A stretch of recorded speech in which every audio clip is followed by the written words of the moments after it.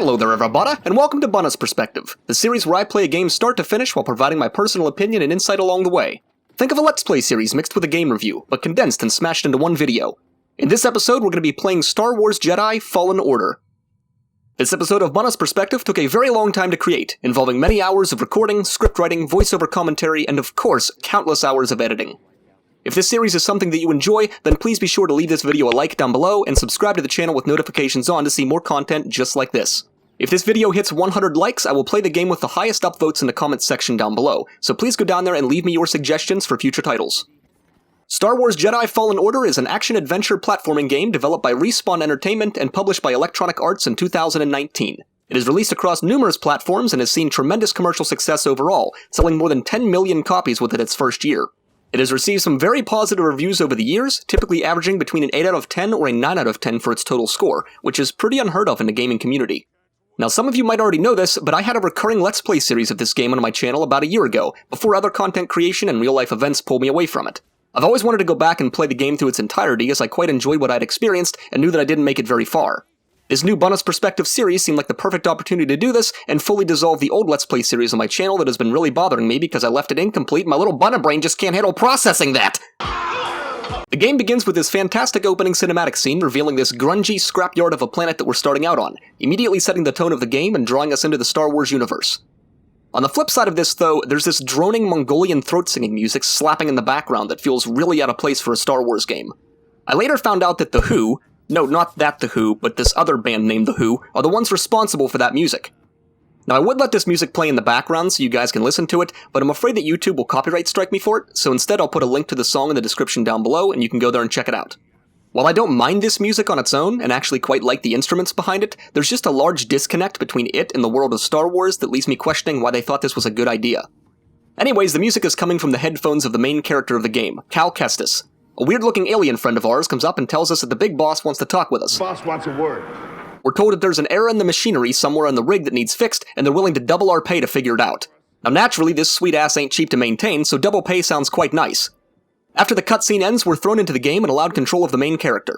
Now I quite like the idea of being thrown right into a game like this. There's no crazy long introduction or backstory. It's just, here's a scenario, you're playing the game now, have fun! We know very little about the world or the character that we're playing, and can really only make the assumption that we're some kind of engineer or scrapper. The first level has us platforming our way through this dilapidated ship to get to the machinery that needs repaired. The game does a really solid job of providing hints and guidance along the way that gets us accustomed to the controls, most of which are pretty simple to understand. Think of the Uncharted series meets the Assassin's Creed series, and that basically summarizes the parkour challenges. As we platform our way through the beginning of this level, I just want to talk about the visuals and the audio of the game, both of which are absolutely top-notch. The graphical quality is mind-blowingly good, and really showcases how far video games have come in the past 10 years alone. Every object in this world has a certain level of grunge to it, with rust, dirt, and grime breaking up all the different objects and contrasting the environment against itself. Light seems to reflect differently off of every object depending upon the material it is made from, and the angle that it's exposed to. Specular highlights on objects in combination with the outdoor rainfall makes everything feel really tangible and realistic. This game looks astonishing, and the design team really put Unreal Engine to the test when building it. With that being said, we end up finding dozens of graphical glitches, clipping objects, and out-of-place visuals throughout this playthrough that really shows a lack of polish, so my opinions of the game's visuals are very positive, but also mixed, if that makes sense. The audio quality, though, is absolutely top-notch, start to finish without any issues. They nailed the environmental sounds, ambience, object interactions, and music. Everything looks and feels like a Star Wars game, except the Mongolian throat singing I was just ripping on a moment ago. So far, the game has introduced us to jumping, climbing, grabbing ledges, and sliding down surfaces at an angle. This would become the bread and butter of the game moving forwards, with layers of added intricacy and other abilities as we become more accustomed to the controls. As we approach the outside of the ship that we're on, we can see another massive ship in the background being disassembled by flying laser droids. The scale of this scene is incredible, and the fixed camera positions while outdoors creates this beautiful cinematic shot of the environment. Star Wars Jedi Fallen Order is a game that absolutely nailed the use of fixed camera positions, as they're only used very sparingly in moments like this that really breathe life into the environment and immerse the player into the experience.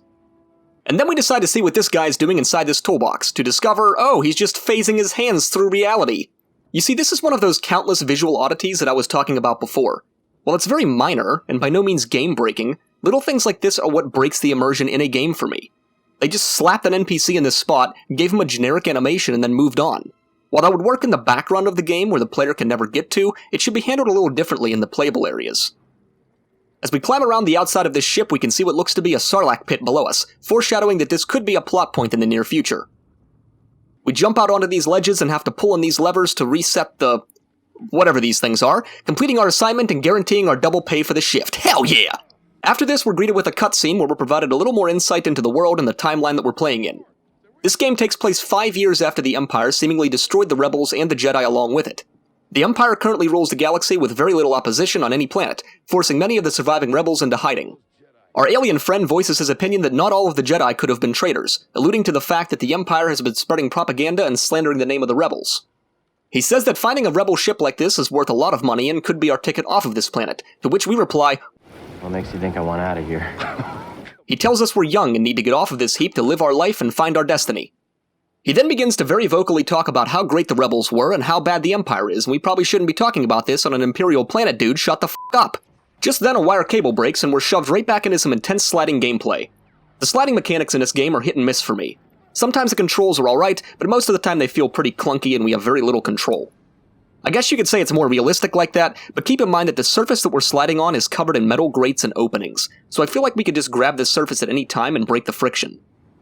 Our alien friend loses his grip and plummets towards his impending death into the previously foreshadowed sarlacc pit, prompting us to use our force powers for the first time to save him. Introducing powers like this is a really cool idea. It emphasizes the fact that Cal has kept his powers a secret to stay hidden from the Empire, and only chooses to use them in order to help people. Our alien friend thanks us for saving his life, and suggests that maybe we shouldn't stick around on his planet any longer for fear of the Empire discovering our secret. Cal states that he plans on going back to his place to grab his bag and leave for Nar Shaddaa. Cal falls asleep on the train ride home, and we get pulled into this trippy fever dream of shifting environments, flashbacks, and exposition such as, "Trust only in the Force." The train suddenly stops, all of the passengers are taken outside, and an Imperial ship descends onto the ground to introduce the main antagonist of the story, the Second Sister. She basically states that the Jedi needs to reveal themselves, otherwise everyone present will be executed. Our alien friend steps forward, says some insulting things about the Empire while standing right next to an Inquisitor, and gets a lightsaber stabbed directly through his thorax. Cal loses his shit and reveals his lightsaber, prompting the Second Sister to throw us aside like a used tissue into the meaty man-hands of Olga here, who proceeds to then throw us off a cliff into the moving train down below. Now I feel like if their goal was to kill a Jedi they've tracked down, and they have said Jedi outnumbered, surrounded, and temporarily unconscious, they probably should have just capitalized on it and finished the job. But I suppose the rest of the game has to happen, so why not give us another chance to live, right? So now we find ourselves on this rapidly moving train full of stormtroopers that we have to work our way through, giving us our first taste of combat. After killing 2 stormtroopers, I do a happy dance, as lightsabers make me happy. Outside, we find more stormtroopers and have to block their blaster shots to defeat them. Introducing combat mechanics like this is fantastic, and places the player into a scenario where the information being displayed is not only relevant, but important to progress. So many games out there have these information dumps that overload the player with text that seemingly has no meaning or bearing to their current gameplay. Star Wars Jedi Fallen Order took a lot of steps to ensure that we're not only learning the controls at a reasonable pace, but also understanding the importance of certain mechanics and how they can change the outcome of a fight. Now we're going up against 2 different melee targets and introduced to a target lock-on system. While I did use this system on occasion, I found it a lot easier to keep the camera free-moving in larger scale fights, as having the camera locked on a single target really obscures what's happening in the background. We're introduced to a parry system as well, which becomes a huge component of gameplay and something that I definitely used a lot during my playthrough. Parrying an enemy's attack leaves them vulnerable for a counterattack, and often makes getting through groups of enemies a lot faster. After wiping out all of the stormtroopers, we're introduced to our first force power, Slow. Slow can be used to slow down enemies, or in this case environmental objects to allow us to platform. Force powers will become a huge component of combat, exploration, and puzzle solving throughout the game, and let me just say that I love this blending of mechanics. Oftentimes in games when you're given something for combat, it has no bearing in exploration, or vice versa. In this game though, all of your powers are used in both combat and exploration scenarios, making Cal's progression with the Force both fun and rewarding. We're introduced to dodging mechanics next, which are very important to master in order to avoid unblockable enemy attacks, and oh boy are there going to be unblockable attacks in this game. As we get towards the end of the train, a fighter ship begins an assault on the train to stop us.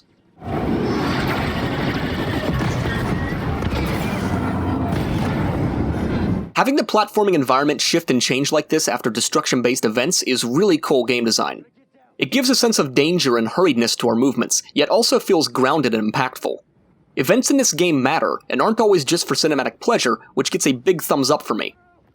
Just as we're about to get blown away, another ship swoops in and saves us.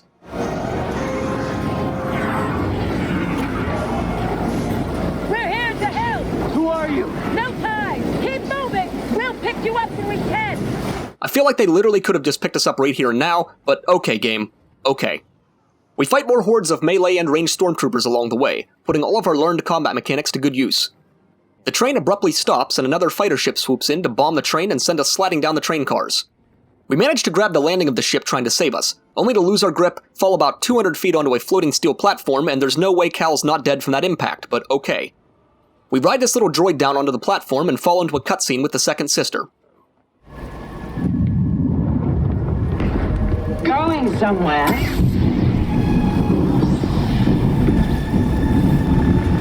I recognize that stance. Perhaps you've had some training after all. Who's your master? Padawan? Someone I killed, perhaps? What Jedi gave their life so that you might live? This fight is very tough, and puts all of our current combat knowledge to the test. Unfortunately, the fight is basically a scripted loss, and once she gets to a certain health percentage, a cutscene plays out showing us losing, and the ship showing up to save us once again. We manage to make it into the ship, only for the second sister to jump on the front of it and take control of it using the Force. Now fortunately for us, this lady's unilateral right upper extremity strength is able to overpower the Sith Inquisitor's Force powers for reasons, and then she's flicked off the ship like a bug on the windshield. We escape the planet and get introduced to two of the other main characters in the game, Cere and Grease. Cut that thing off and grab some seat.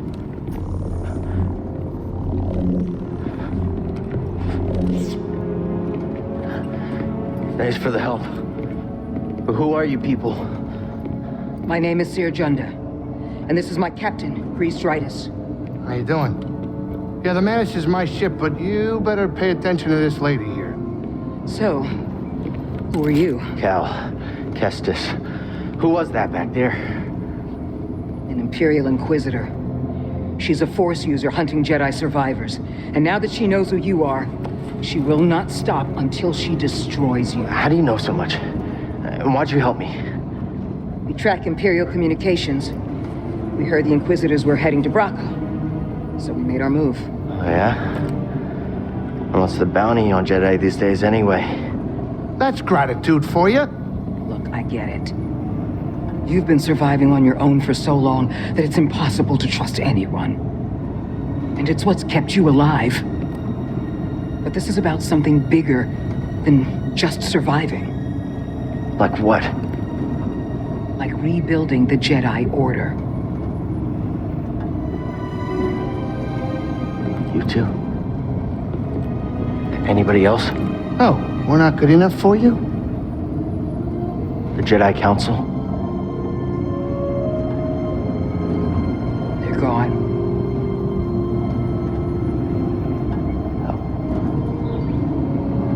So I'm all you've got.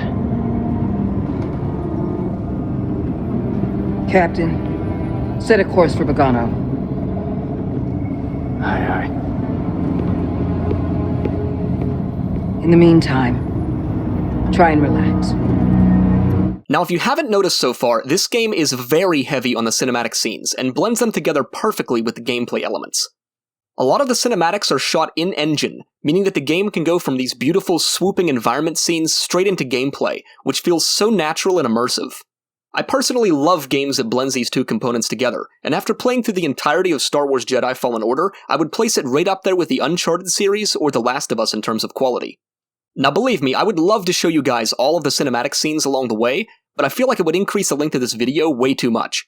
I'm currently looking at around 13 hours worth of raw gameplay footage to condense and edit, so my summarizations and voiceovers are just going to have to do in certain areas.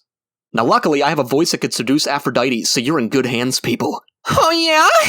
On our way to planet Bogano, Cal picks up a nearby guitar-looking thing, feels the Force guiding him, and begins playing a song he's never heard before. Cere says that it's a song that she wrote a long time ago, and Cal has a rare Jedi gift known as psychometry, where he can feel an echo in the Force and experience past events associated with it. Cere reveals that she was once a Jedi, but isn't any longer. leading us to believe that something tragic must have happened that steered her away from the path of the Jedi. She reveals that she used to know Cal's master, Jaro Tapal, and that he was a true guardian of the Republic. Cal states that he has lost his connection to the Force after the Purge, and hasn't been able to meditate without re-experiencing the tragedies of his past. This essentially sets up the game to not only be a journey of self-discovery, but new power progressions as well. I really like this setup, and it leads to some interesting events along the way. We finally arrive on planet Bogano with a cinematic scene showcasing the environment's stark contrast to the game's introduction level. Seer tells us that a Jedi friend of hers discovered Bogano before the Purge, and that it's unmarked on any Imperial maps, making it a safe place to begin the quest of rebuilding the Jedi Order. Immediately into exploration of this planet, we discover these adorable little guinea pig things, and oh my god! The tone of this game shifts drastically from intense action and impending doom to an almost happy and bubbly environment. This planet is vibrant and colorful, the music is bright and eccentric, and all I can think is that if the Bunneh was to live anywhere in the Star Wars universe, it would probably be here. Shortly into our exploration, we're introduced to the meditation system of the game. Meditation nodes are basically save points that set our respawn, restore our health and resources, and allow us to spend our skill points.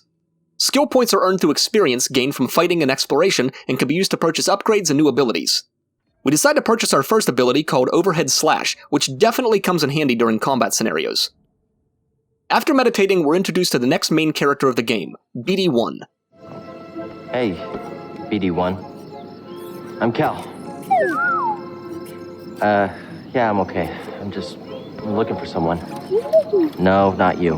I'm searching for a Jedi, I think. Hold on. You know the Jedi? What do you know? Wait, hold on! The dynamic between Cal and BD-1 is awesome, and there's no other way to describe it. The design team managed to create an extremely likable droid character that has a major impact on the game's mechanics, puzzle solving, and storyline's overall progression. I love him. He's adorable. Next, we're shown the game's navigation system, BD-1's in-game holomap. This map reveals objective locations, locked and unlocked areas, unexplored regions, shortcuts, and much more. This holomap is easily one of the best navigational systems I've ever seen in a game. They've managed to cohesively connect all of the level's components together in a way that not only makes sense, but feels natural and comfortable to look at. So I feel like this is probably the best time to talk about the level design in this game. This is not an open world game, but rather a very linear game that feels like an open world.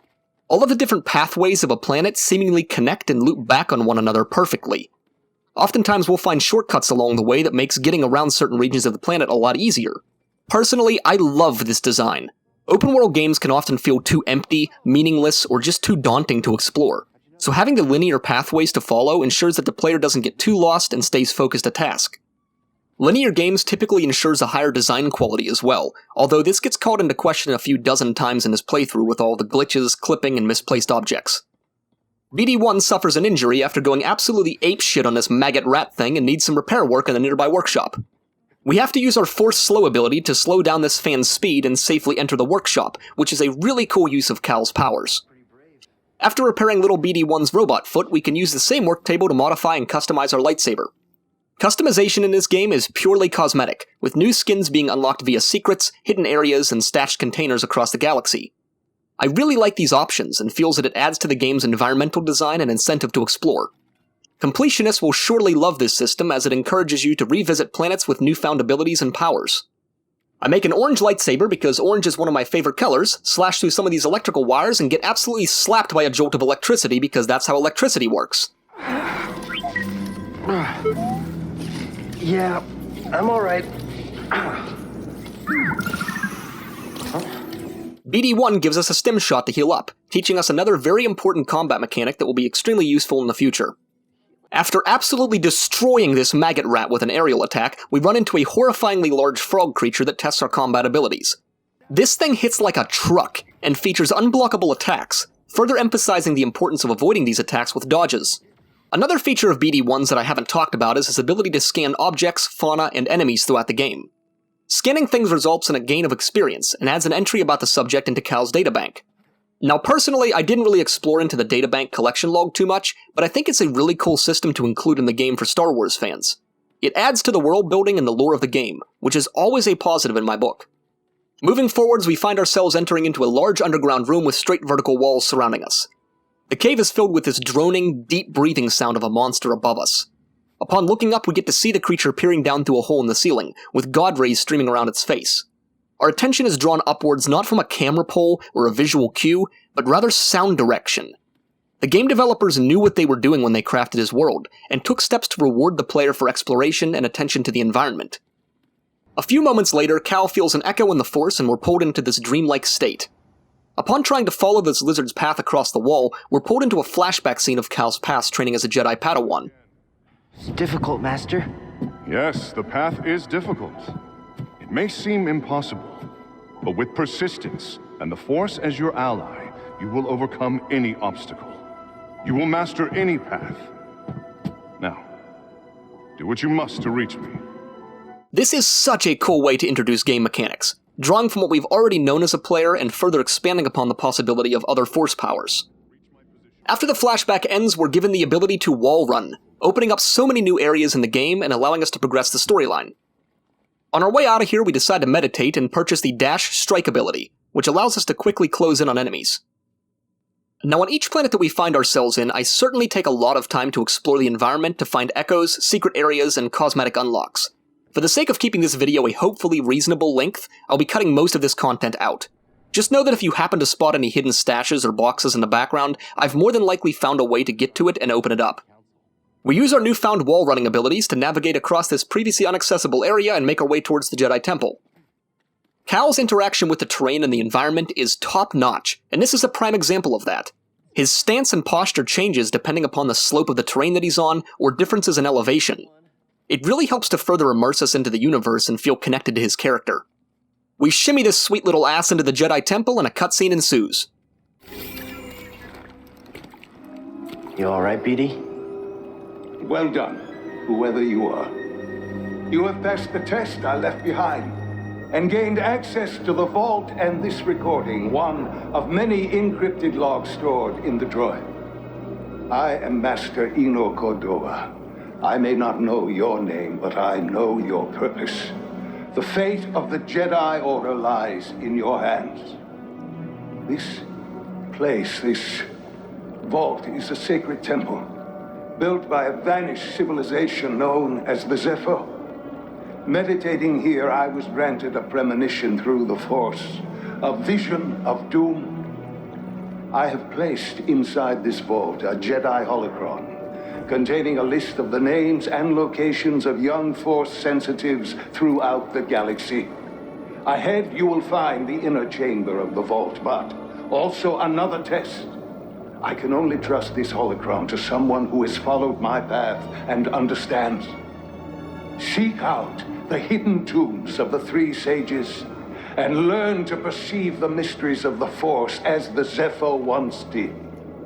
In this droid, you will find everything you need to succeed on this journey. Go to the Zeffo homeworld. There, you will find peace in the eye of the storm. Good luck, Jedi. And may the Force be with you.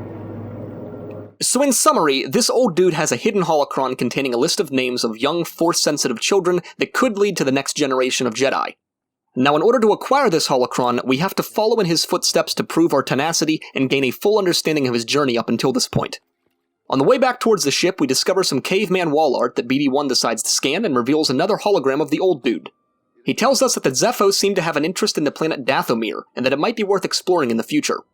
Just as we're about to reach the Mantis, we discover a secret area down below us containing a unique boss that absolutely f***s me in the ass on my first few attempts.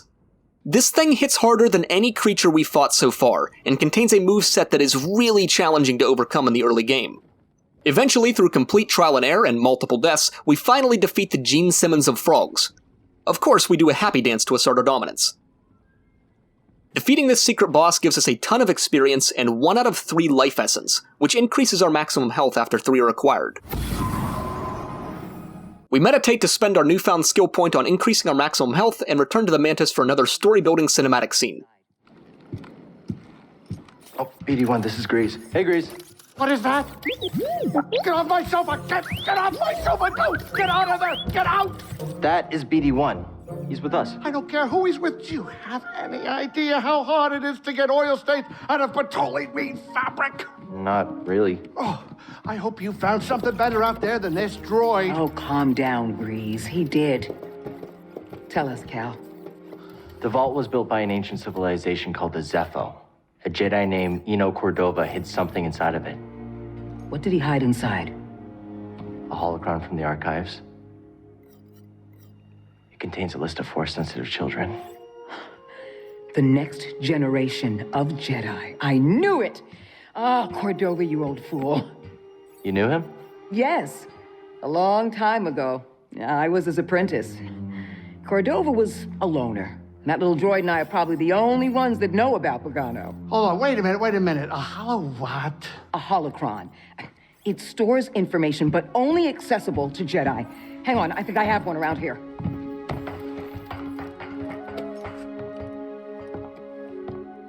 Use the Force.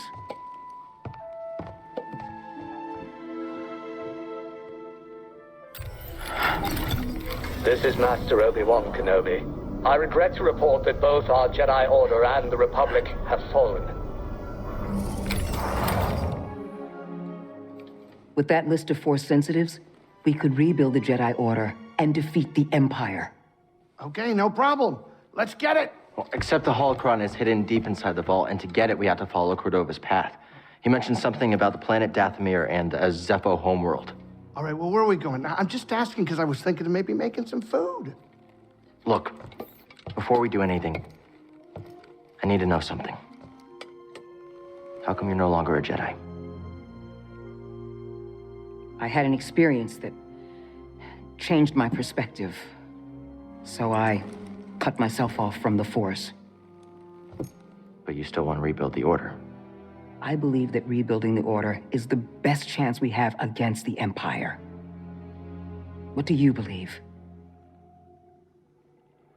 I believe I can't keep hiding from the Empire, so I don't really have a choice. Cal, as long as you're alive, you will always have a choice.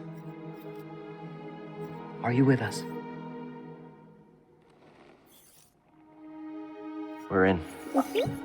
Dathomir or Zeffo. It's your choice. So the game gives us the choice of either traveling to Dathomir or Zeffo. There's an objective marker on the planet Zeffo, so we decide to head there next. While traveling between planets, the main characters will often exchange dialogue about the current situation. None of this information changes the storyline, but it does give us a little more insight into their thoughts and opinions, helping to build their characters and give the player a reason to connect with them. Now, I'm pretty sure this was done to mask the fact that the game is currently loading the next planet in upcoming cutscenes, and the developers wanted to reduce loading screens as much as possible. I think this is a fantastic way of progressing the game and avoiding the loss of immersion from static loading screens, so big thumbs up from me. We arrive on planet Zeffo with our main objective being to find the ancient Zeffo tombs, which could contain information needed to locate the Jedi holocron. We walk outside onto this landing platform to be greeted by this dim, cold environment. Winter storms are sweeping across this snow-covered landscape. Large mountains stretch across the background of this planet, with small patches of greenery and ice breaking apart the rough textures. Audibly speaking, this planet is very well crafted as well, with this constant droning of winter winds deafening out some of the other sounds. It's clear to see that this zone is a stark contrast to planet Bogano that we just came from. This is actually a reoccurring theme in the game, as each planet feels so drastically different than the previous one. The development team clearly made it an effort to set the planets apart from one another in such a distinct way. Moving up the path, we come across these rat dog things known as Skaz, ripping apart a stormtrooper. Now this scene alone sets the tone of the level, showing us that while there's a strong Imperial presence on the planet, natural wildlife in the planet's environment still poses a threat against its inhabitants. At this point in the game, combat is becoming a little bit easier in some regards, especially against the troopers that strictly use blaster rifles. Most of the time their lasers can be reflected back at them to quickly take them out.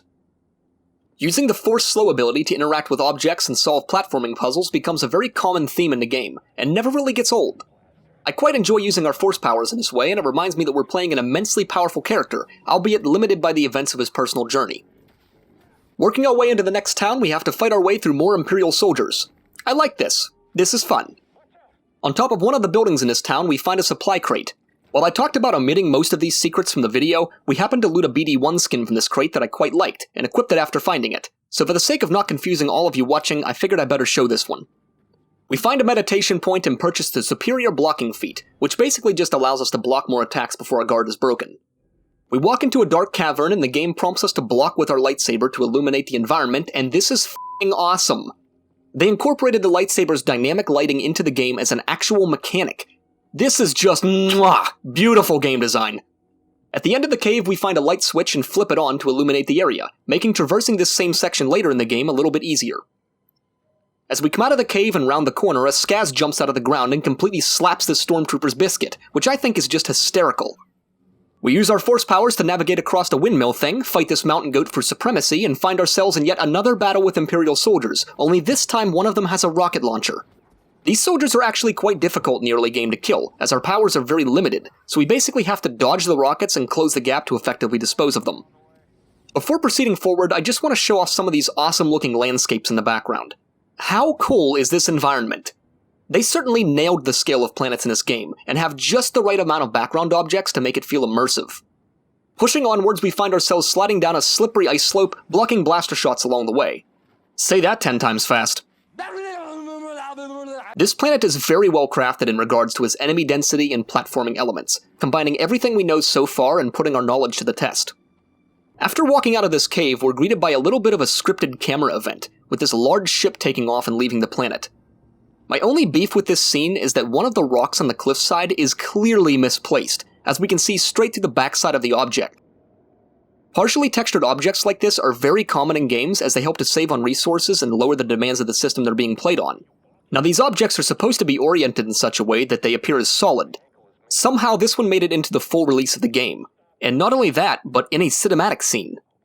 While you might be thinking I'm being too harsh on the little graphical flaws here and there, let me remind you that this is a AAA title game that sold over 10 million copies in its first year.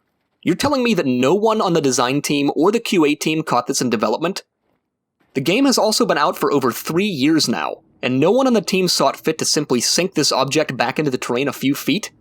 I mean, it's not even like I went out of my way to see this graphical glitch. The camera is straight up drawn to this area to follow their scripted animations. How in the f*** was this overlooked? At the next meditation point, we purchase an upgrade to maximum force, which will hopefully come in handy in some of these longer fights. Stormtroopers with shield miniguns are a thing now, and we basically have to block their blaster shots until their gun overheats, then close the gap and dispatch of them. I gotta say, so far the enemy diversity is quite nice, and really makes you approach each encounter in a unique way. We find ourselves inside of another pitch-black area and have to use our lightsaber's dynamic lighting to navigate. We discover a hologram saved on one of the terminals that gives a little insight into what the Empire is doing here. In accordance with the Emperor's will, we've occupied Zeffo, redistributing its inhabitants. This planet has failed to yield significant data or relics for Project Augur. Its electromagnetic winds have rendered the bulk of our mining technology useless. Meanwhile, more stormtroopers lose their lives to dangerous fauna.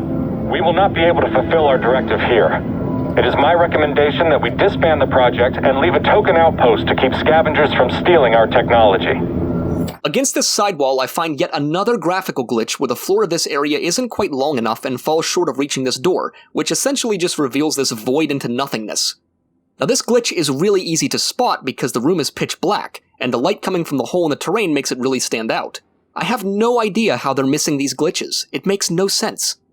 We swing on a rope swing, slip down a slippery slope, and I'm dead. Luckily, if you die during a platforming section, you'll just respawn at the start and lose some of your health. I die so many times to platforming challenges in this game, so get used to it. We find ourselves in another dark section of the map, only this time things are starting to look a little more temple-y.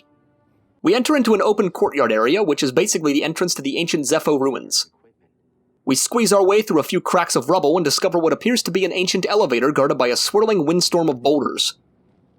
In order to get through this without taking damage, we have to use our Force Slow ability to slow down the storm. We ride the elevator down into the ruins where we basically find ourselves in a giant room full of puzzles. Now don't worry, I'm going to spare you guys most of the pain of me solving this stuff, but just understand that it involves a lot of rope swinging, sliding, wall running, force powers, air vents, and fighting. We do encounter these new enemies called Force Guardians that are actually quite difficult to defeat. Even though they're really slow, they have some really powerful attacks and some unblockable moves that makes the fights a bit touch and go. A little farther into the tomb and we stumble across a strange-looking door that is echoing with the Force. Upon touching the door, Cal gets swept into another dreamlike state where he's being constantly hit across the face with balls. I mean boulders, sorry. This scene then transitions into another flashback of Jedi training with our master, where we're taught how to use our Force push ability. This opens up a whole new world of possibilities in regards to exploration and combat, as we can now enter into areas that were previously blocked and can push enemies around the battlefield like ragdolls. We blow down this cracked temple door with our awesome new force push ability and a cutscene ensues. My friend, take a look at the detail on this bark. The distinctive striations. It can only be a roscia tree from Kashyyyk. It's time to call on an old friend. If the Zeffo had contact with Kashyyyk, there is a good chance Chieftain Tarful will know about it. So apparently planet Kashyyyk is the next step in our mission to finding the Jedi holocron. We basically just have to make our way back to the Mantis to leave the planet, but we have to take a different path out because the elevator that we took down was originally a one-way trip. This of course involves a lot of platforming, touching things, killing things, and using our new force push ability to solve some puzzles. This section of the map actually takes quite a long time to get through, and not necessarily because the puzzles are hard, but simply because the actions needed to make progress are very time-consuming. Eventually we figure it out and get roped into some massive fights against some Imperial soldiers outside. The game is really starting to ramp up the difficulty at this point, with sometimes dozens of enemies in a single fight, all of which with unique attack styles and unblockable attacks.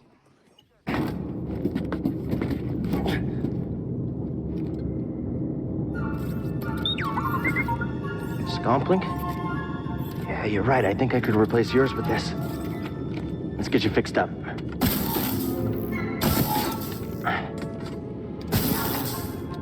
How's that?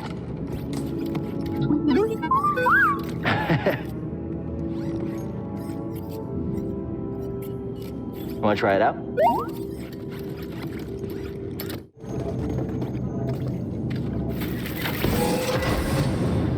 That's one way to do it. After about a solid 10 minutes of backtracking, we finally make it back to the landing platform, just in time to be thrown into a boss fight against an ATST. This fight is awesome, and really puts our current knowledge of combat to the test. It shoots blasters, launches missiles, drops grenades, and even has an unblockable snipe attack. Overall, the fight is fairly straightforward, and with some proper timing, we managed to kill it on our first try. Cal explains to the crew that we have to travel to Kashyyyk to continue following Cordova's path, but Greaves is all like, "Nah man, it's a war zone, you don't want to go there." But Cal's like, "Well, you better buckle up, bitch, because we going anyway." After that, Cal and Seer share some heart-to-heart about what happened to her, to which she shares, Yeah, well, I understand. More than you realize. Why'd you choose to stop using the Force? When the Purge started, and our clone troops turned against us, my Padawan and I took several younglings and we went into hiding, but we didn't last long. Imperial Patrol was about to discover our location, so I tried to lure them away from my Padawan Trilla. She stayed behind with the younglings, but they caught me.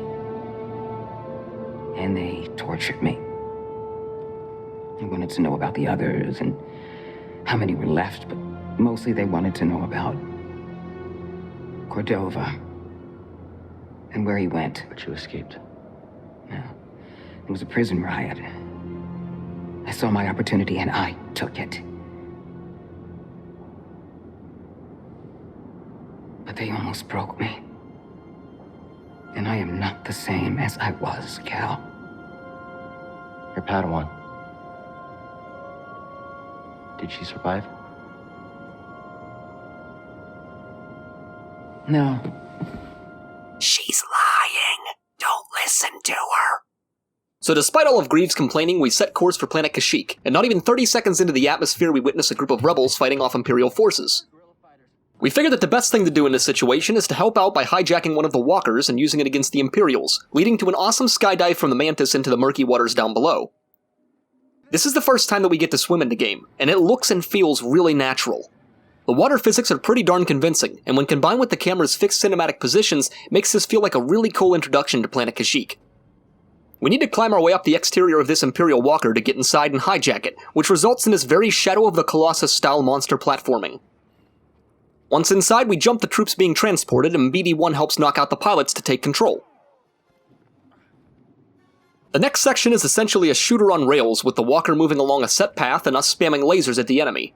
These types of sections in games are always kind of meh for me, and I can honestly take it or leave it. Shortly into our rampage, we meet Saw, a dude with some other dudes trying to disrupt the Imperial supply lines. We tell him that we're here to meet a Wookiee chieftain named Tarful, in which he replies, Tarful is impossible to find. Saw tells us that the Imperials have captured a boatload of Wookiees to use as slaves for refining resources on Kashyyyk, and one of them may know where Chieftain Tarful is. We agree to help Saw disrupt the Imperial supply line and save the Wookiees, with the hopes that one of them will know how to locate the chieftain. We walk outside of the Freedom Fighters' base into this jungly trench, once again setting the mood for the planet and revealing a stark contrast to the previous one. This small portion of Kashyyyk is fairly developed with structures and machinery, but other portions of the planet are overrun with jungle foliage and wildlife. After exploring around a bit, we find an upgrade station for BD-1 where he gets outfitted with a brand new overcharge ability. This allows us to short-circuit electrical devices to change their orientation or start tech that's been disabled. We use this new ability to lower the vertical wall on the side of the trench and wall run our way over to Saw on the other side. Saw explains that the Imperials are refining tree sap into a powerful compound, and that we need to stop them. The refineries double as prison camps for the Wookiees, and our mission is to go in there balls deep and free them all. At the next meditation point, we unlock the ability to automatically deflect blaster bolts while running or jumping, which makes for some very convenient and passive damage reduction. Pressing onwards, we come across the next type of enemy in the game, a trooper with a double-bladed purple energy staff. These guys do hit pretty hard, but are fairly easy to beat given their telegraphed moveset. In the next room, we have to go up against these flamethrower troops, and the best way that I can find to beat them is to use a force power on them to either stagger or slow them down, then quickly approach for the kill.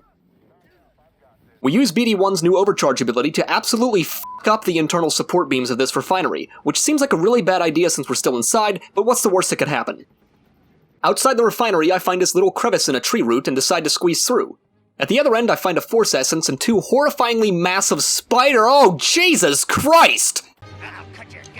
So after getting slapped pretty hard, we decide to leave this optional boss encounter for later and continue on with the mission. As we platform our way further into the base, we hear some stormtroopers talking. Oh, this is it. At least we have the high ground. So for those of you that don't know, the line about having the high ground was a little nod to the Star Wars prequels where Obi-Wan Kenobi says, I have the high ground! We walk up onto this elevator platform and decide to capitalize on the fact that two enemies are standing on the edge. This right here is some very cool enemy placement, and allows for some nice use of the environment. We find some captured Wookiees and attempt to save them, but in the process get attacked by a security droid. These things are quite tough and pretty much remain that way throughout the entirety of the game. They hit really hard and have multiple unblockable attacks, making them a big threat in larger scale fights. We free all of the Wookiees in their cells, get screamed at in a native tongue that I'm guessing are yells of approval, and continue onwards. I notice some ropes hanging down off the platform in front of us and decide to give them a swing, and sure enough around the corner is another upgrade for BD-1, allowing us to slice security droids when they're low enough on health. I really like this idea of finding optional upgrades or weapons in games, as this is something that I could have easily overlooked had I decided not to explore a little bit more. Who knows how many things like this I've missed up until this point. For this next part, we have to use our Force Slow ability to stop this spinning thing at just the right time in order to reach this ledge. We force push a wall, f*** up this stormtrooper's day, slice a security droid to make him our friend, and purchase the improved stim ability at the next meditation point. Our next objective is to meet Saw on the roof using this elevator that was previously disabled, and oh my god, what a freaking war zone up here! In typical fashion, the game continues to ramp up the difficulty level, throwing multiple types of enemies at us in waves. At the end of the fight with the foot soldiers, we go up against another ATST, but just like the last time, the fight is pretty straightforward and it goes down on my first attempt. This was the victory that the Freedom Fighters were looking for, and Saw decides to give us an improvised war speech that seems rather forced and unnecessary, but alright. Saw says that the Freedom Fighters could definitely use our help in future battles, but we tell him, nah bitch, I got my own problems! After the cutscene ends, we speak with a nearby Wookiee captive who says that he knew Chieftain Tarful and will help us find him, but it will take some time. This is basically the game's way of backburnering an objective for in the future, which I'm alright with for the most part. On the way back towards the ship, Seer tells us that the Empire is close to discovering another ancient tomb on Zeffo and that we should probably head back to intercept them. While I am completely fine with revisiting planets for plot development, I kind of wish that they would have spaced out this return just a little bit more. We literally just came from Zeffo, and now we're heading back. Now granted, I'm sure that things have changed and we'll be exploring some new areas, but that doesn't change the fact that this is spaced way too close together to be enjoyable for the player. Back on Zeffo, we talk with Seer outside, and during the conversation we're given an option of dialogue choices, which is just strange. We've never been given the choice of dialogue before, and honestly I don't believe that either of these choices impact anything with the story moving forwards, so why is this even here?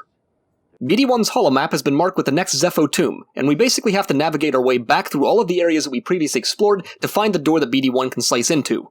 Now, as I mentioned before, I'm perfectly fine with revisiting planets to progress the storyline, but it took me almost 15 minutes of replaying the same exact level and fighting the same spawn of enemies just to get to this section of the map to continue the story.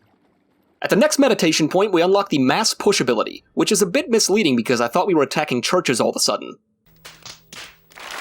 It turns out that this ability allows us to knock down whole groups of enemies in a fight, which just feels so... We platform our way around the exterior of this facility and climb up onto the platform to encounter a brand new enemy. These things are really tough. Despite being large, they move really fast and have unblockable attacks that are really tough to dodge, and I'm dead. We managed to defeat it on our second attempt and make our way inside the compound. Force pushing things never gets old and feels really impactful in the environment. I mean, just listen to this. Oh, yeah. We discovered this crash site on Zeffo and decide to swim over to it for a better look. This next section takes quite a long time to get through, as the obstacles can be pretty tough to maneuver while dealing with the enemies. I'm going to save you all the headache of most of this by skipping over it, but understand that it involves platforming, fighting, and more platforming. We eventually find an elevator that descends us deeper into Zeffo and closer to the tomb. The Empire has already been setting up shop down here, and most of it's developed with metal platforms and catwalks. In one of the side rooms, we find the power zipline upgrade for BD-1, which allows us to navigate ziplines backwards. This becomes essential for many of the puzzles moving forwards, and secrets that I spotted in previous levels but could never get to. Shortly into our exploration, we come across a new type of enemy, an Electro-Baton Purge Trooper. While they go down fairly quickly in 1v1 fights, they're extremely tough to deal with in group encounters. We take an elevator deeper into the underground and a cutscene ensues. Cal Kestis. How predictable.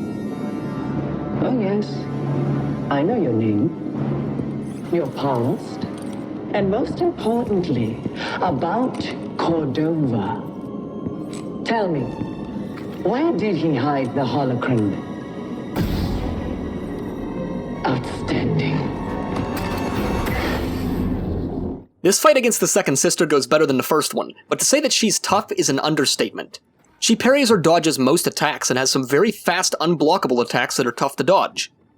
When she reaches the 50% health mark, a scripted loss takes place.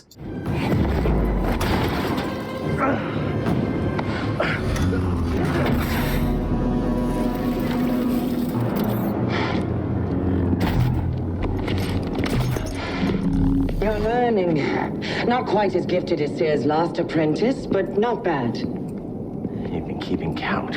I'm surprised she didn't tell you. Sarah was never good at keeping secrets. And you know her so well, huh?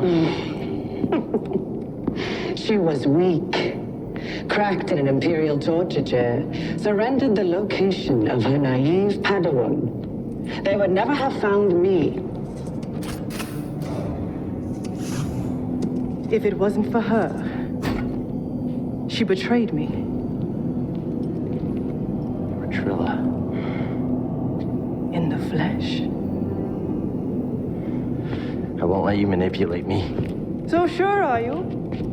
When faced with the choice to protect herself or her Padawan, she chose self-interest. She'll sell you out too. Well, I can handle myself. Can you afford to take that chance? Your new master harbors great darkness. The look on her face when she saw what they had done to me, as I am now. She turned, exposing her true nature. She used the dark side. She cut herself off from the Force. Oh? How long before she cracks and betrays you too? Is that who you want beside you when you find the holocron? What would Jaro Tapal say? You have no right to mention his name. I wonder, what would he think if he could see his Padawan now, skulking in the shadows with a betrayer, granting her access to a legion of impressionable students? No, I won't let anyone touch them. I thought the same thing once. We squeeze our way into another ancient Zeffo tomb, and I have to say, this section of Zeffo looks and feels entirely different than the rest of the planet. Even though we're on the same planet, the assets in the underground section look entirely different and make this place very memorable.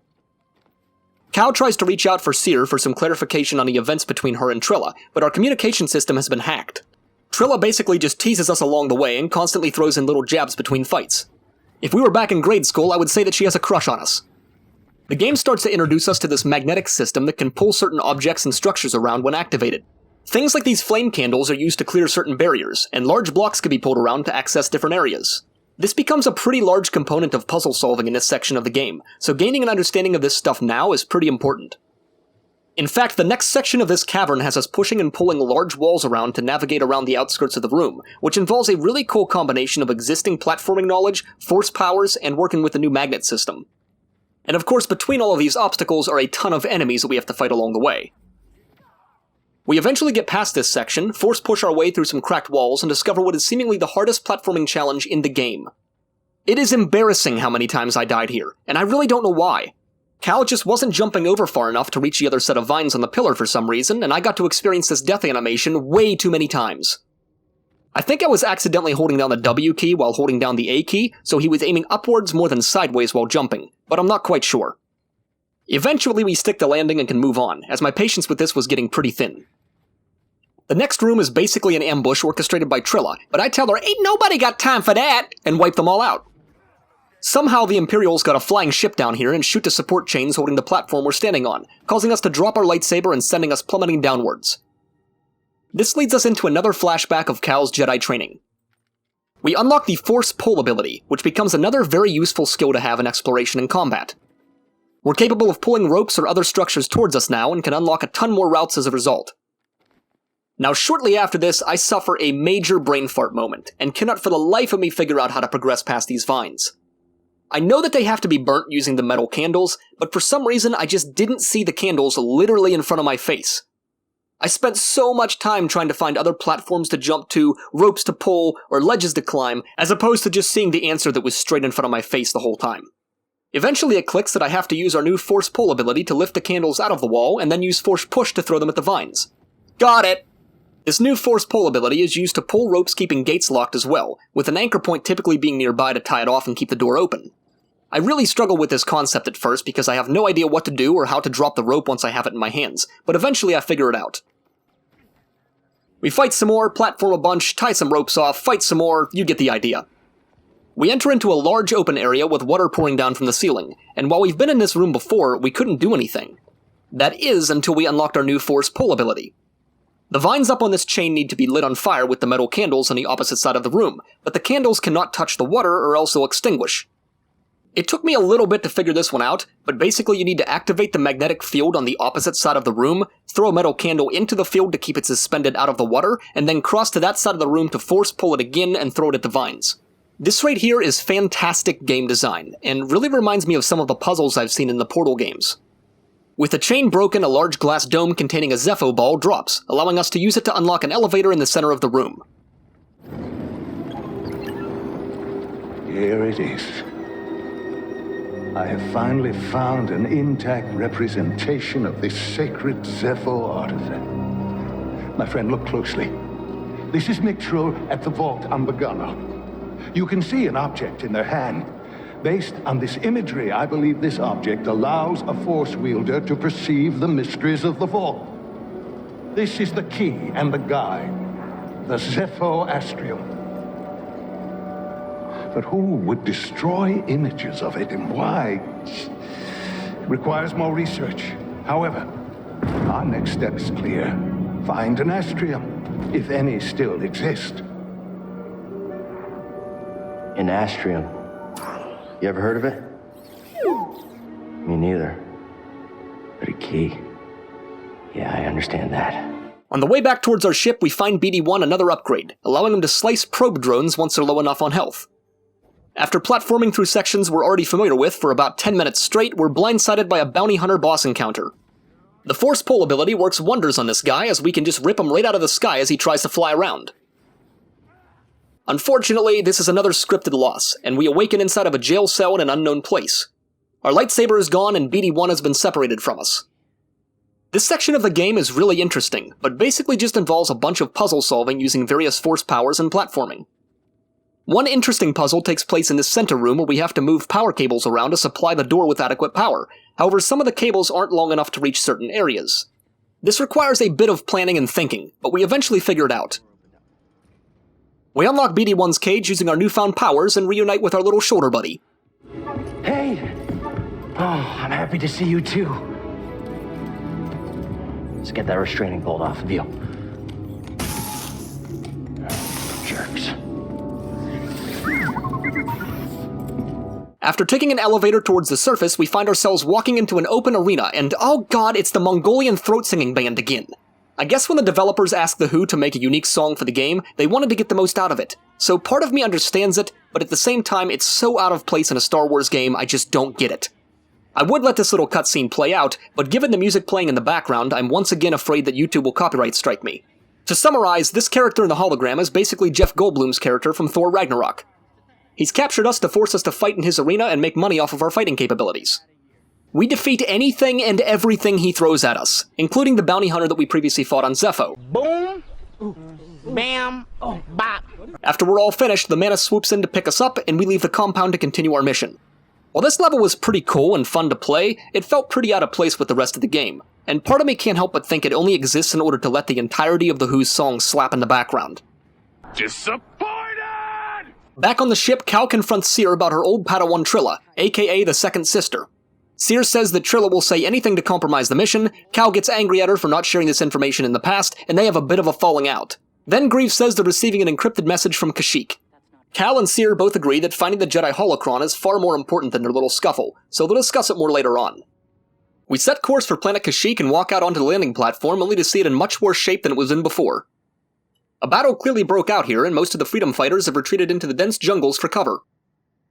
We speak with our contact regarding Tarful's location, and our holomap is updated with his position. During the conversation, another small graphical glitch keeps happening where she jitters up and down on the surface she's standing on. It looks really unnatural, and once again shows a lack of polish in an area that is directly linked to the main storyline. We work our way back through the refineries of Kashyyyk only to find ourselves in another boss encounter. This time there are two bounty hunters to deal with, both of which rocking different attack styles, unblockable attacks, and gadgets. This fight is actually quite fun and requires us to dodge, duck behind cover, and use our force powers to the fullest extent.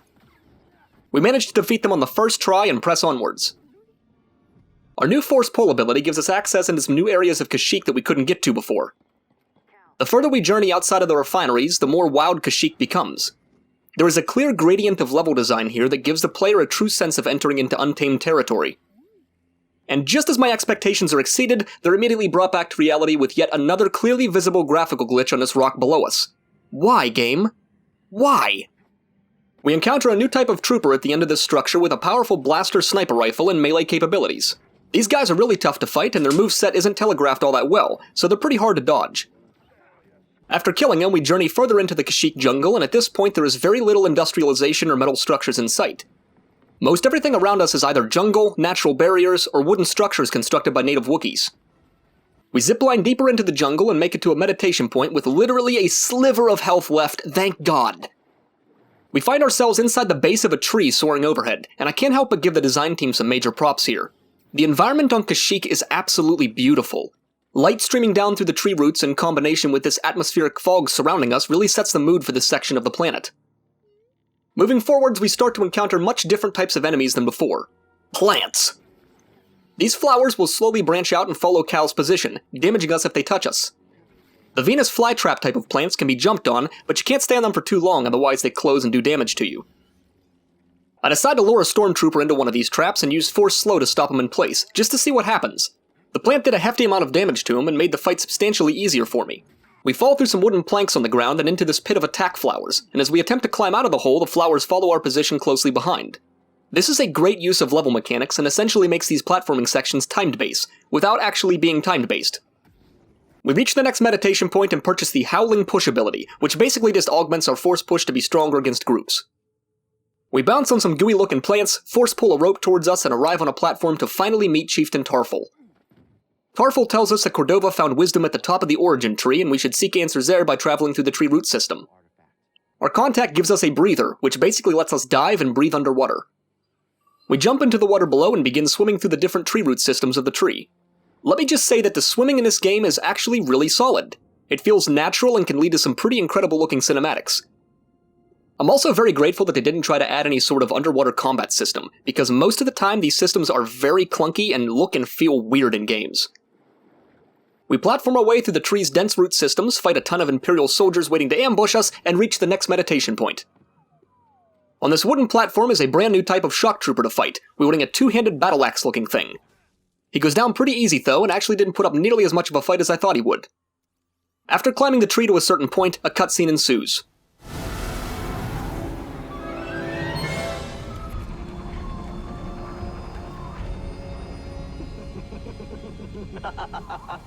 What's this?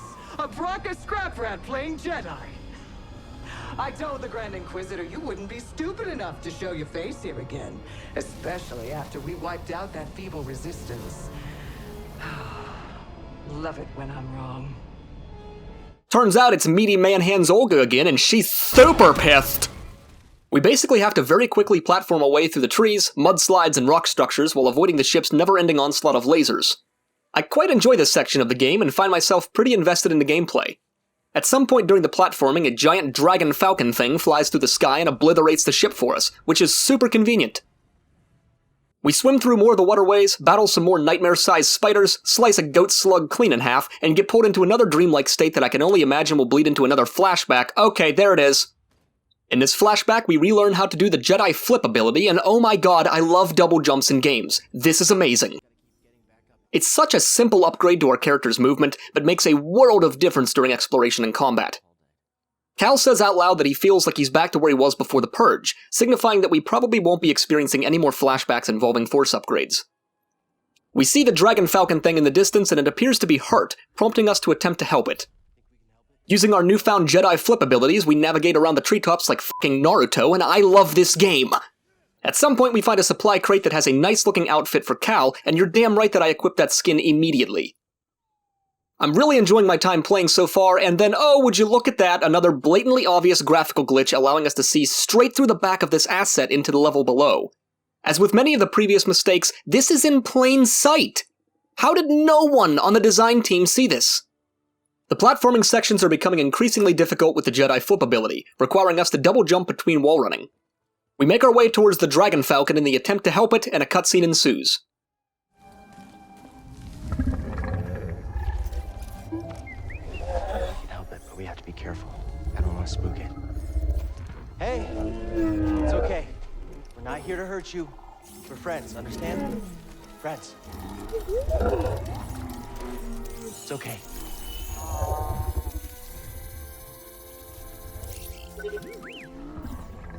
It's a piece of the Night Sister's ship. We need to remove it. This is gonna hurt, okay? I'm sorry.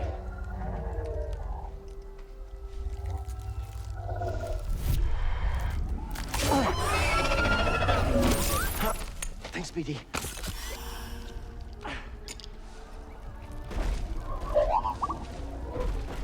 Here you go. Oh.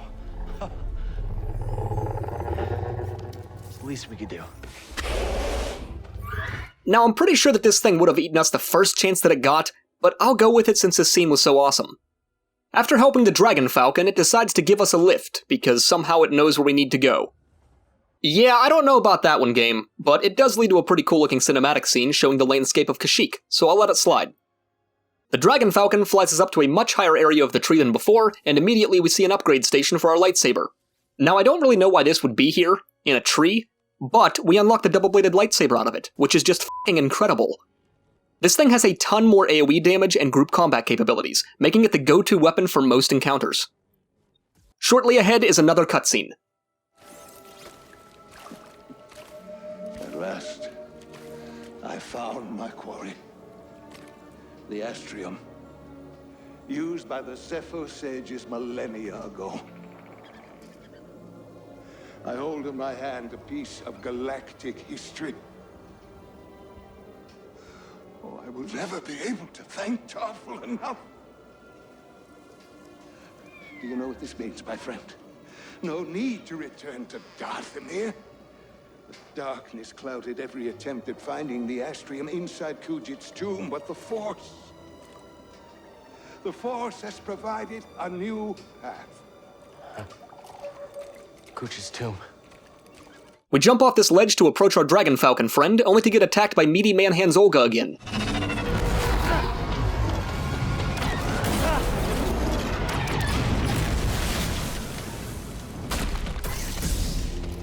Found you again! You're done hurting this world? I don't know what's got second sister thinking you're so important. She likes her souvenirs, but I'm not in it for the memories, and honestly, you're not worth my time. So let's make this quick. This time the fight is for real though, and Olga's real name is the Ninth Sister. She hits just as hard as she is to look at. The best strategy I found to beat her is to dodge one of her unblockable attacks and then capitalize on her slow animations as much as possible. The fight mechanics change partway through.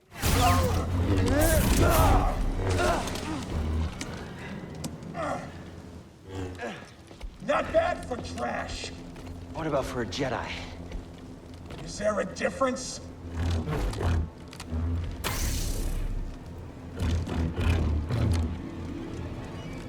Olga was tough enough already, but the double-bladed lightsaber amps that difficulty up tremendously. She has charges, saber spins, force throws, ground smashes, and I'm dead. On the second attempt, I decide to switch back to the single-bladed lightsaber, thinking that it might be better for the boss fight as it's a little bit faster, and after making this transition, we beat her on the second attempt.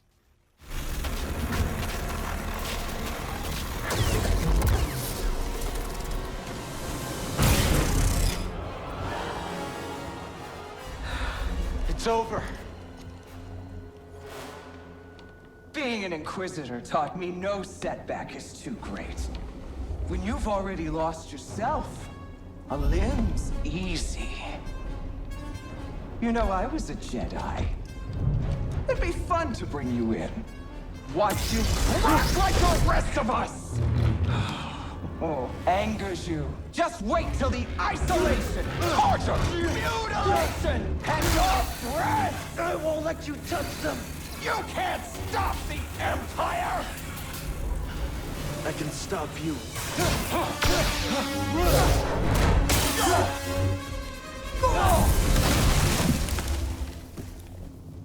Now I don't know about you guys, but I don't think that Olga actually dies here. After playing through the entirety of the game, I can confirm that this is the last time that she shows herself, but past cutscenes would suggest that someone with such an immense force power would probably find a way to survive being thrown out of a tree like this. But okay game, I'll go along with it. Our Dragon Falcon friend shows back up and flies us back towards the Mantis. We backtrack through about 10 minutes worth of previously explored content and meet up with the team. Cal catches them up to speed on everything that's happened, and Cere opens up a little bit more about the events of her past. The second sister is gone for now, but she's still chasing us. I defeated the Ninth Sister.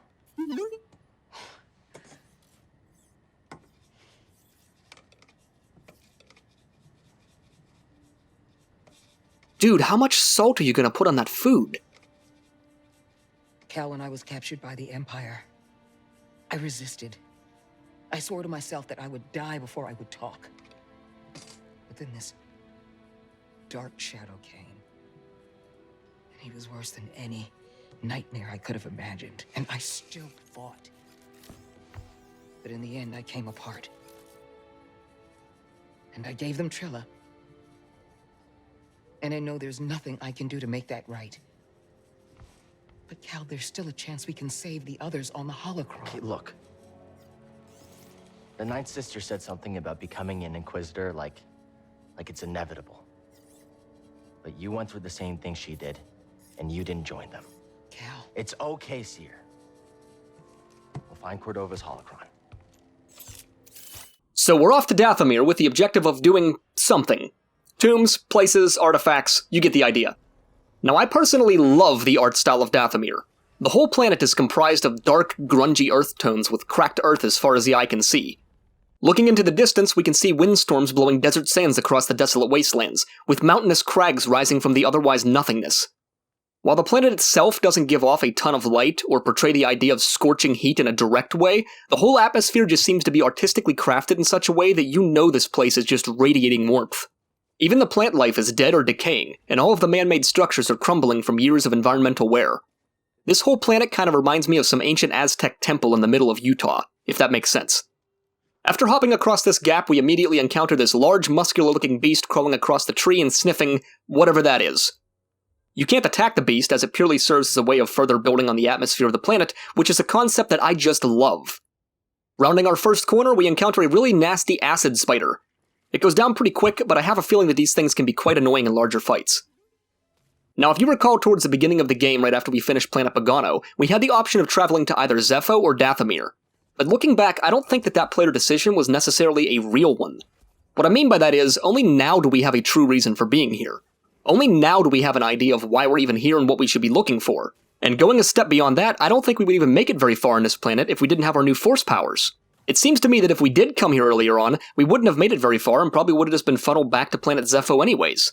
If that's the case, then that decision was not a free player choice with decisions having an impact on the outcome of the story, but rather just an empty option that leads the player into this misconception that their decisions matter.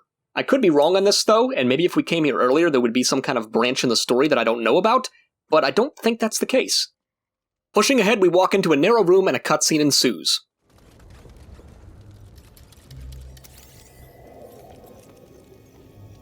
Looks like the Zeffo were here. Strange. This place seems abandoned, but...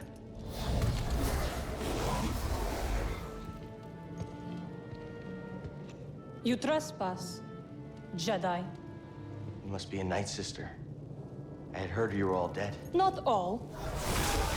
Dathomir is forbidden to you. Leave at once. Well, I'm afraid I can't do that, but perhaps we could help each other. You see, Easy. I'm not your enemy. Your actions say otherwise. Wait, hold on. I'm not here to...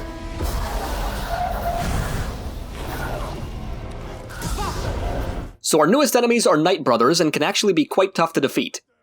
They have very high stamina, which means they can block a lot of our attacks before their guard finally breaks.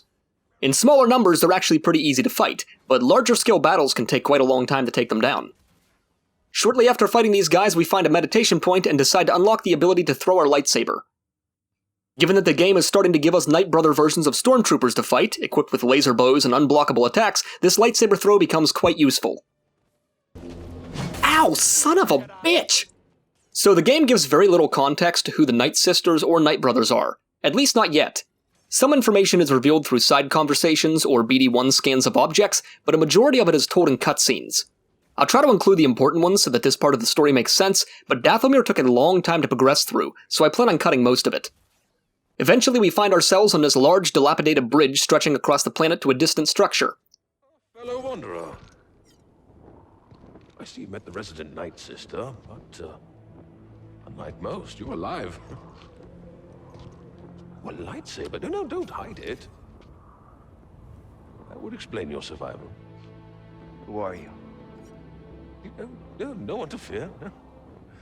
Just a traveler, studying the nature of extinct cultures and dead philosophies. You study the Night Sisters? I study many things.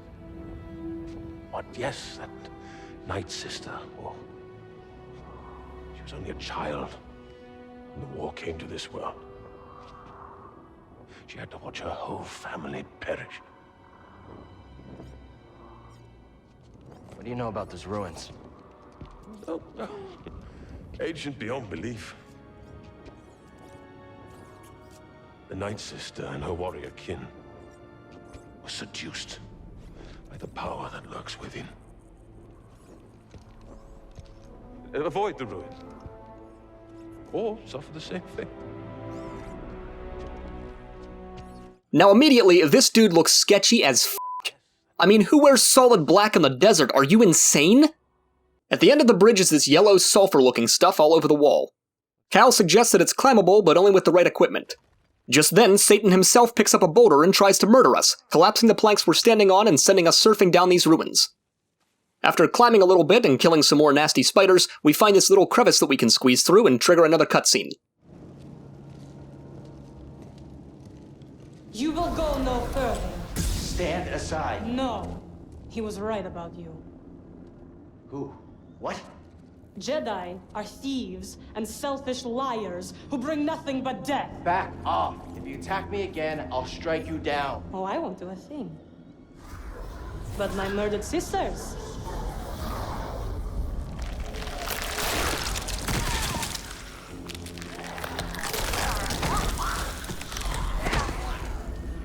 will have their revenge.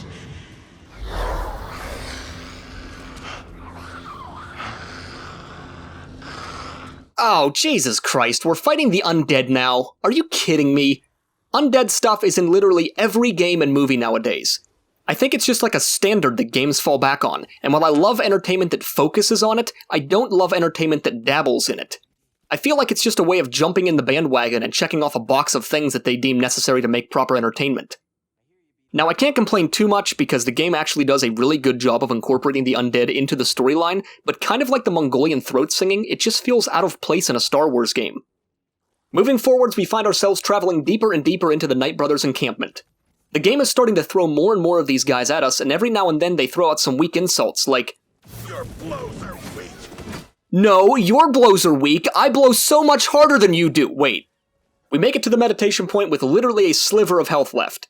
I can't help but think that someone testing this game has the same lack of combat prowess that I have, because these things seem to be positioned perfectly to where you just make it in time to not die and lose your progress.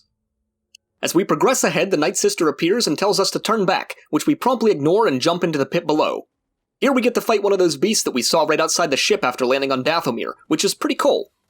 We push a wooden cage around using our dope force powers and climb up out of the hole. Something that I haven't complimented the game on enough are these choke points that Cal has to squeeze through. These sections feel really organic, and the camera seems to follow the movements perfectly. I'm sure that some bits of his clothing or the character model are clipping through the edges of these sections, but as the player we really don't see it. I think these choke points really add to the world building and give us a sense of exploration that you don't get by walking down a wide, obvious pathway. We force pull this giant bridge and get absolutely swarmed by Night Brothers. We're forced to slide down this rocky corridor into the nasty swamps below. Now this right here is really cool level transition. We went from everything being dry and desolate to this swampy bog area, full of the only plant life this type of an environment can sustain. This planet somehow feels alive and dead at the same time, which is what you would expect on a surface stricken by scorch and heat. We find a meditation point and purchase an upgrade to our evade ability. Jumping further into the swamps, we fight our way through some more Nidaks and undead Night Sisters. The Night Sister that is alive keeps popping up and summoning her undead sisters to attack us, which becomes repetitive, but they die easily enough so it's not a big deal. We eventually platform our way out of the deeper portions of the swamp and come across this movable wall. After being force-pushed, the wall will reset after a couple of seconds. Looking back on this, I'm not sure why this obstacle took me so long to solve, but for the life of me, I couldn't figure out how to get past it.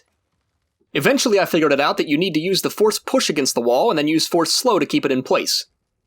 The swamps of Dathomir are turning a little more cavernous now, with water pouring down from the ceiling above. We jump into a large open area that I can only suspect will turn into a boss fight, and oh, yep, there it is!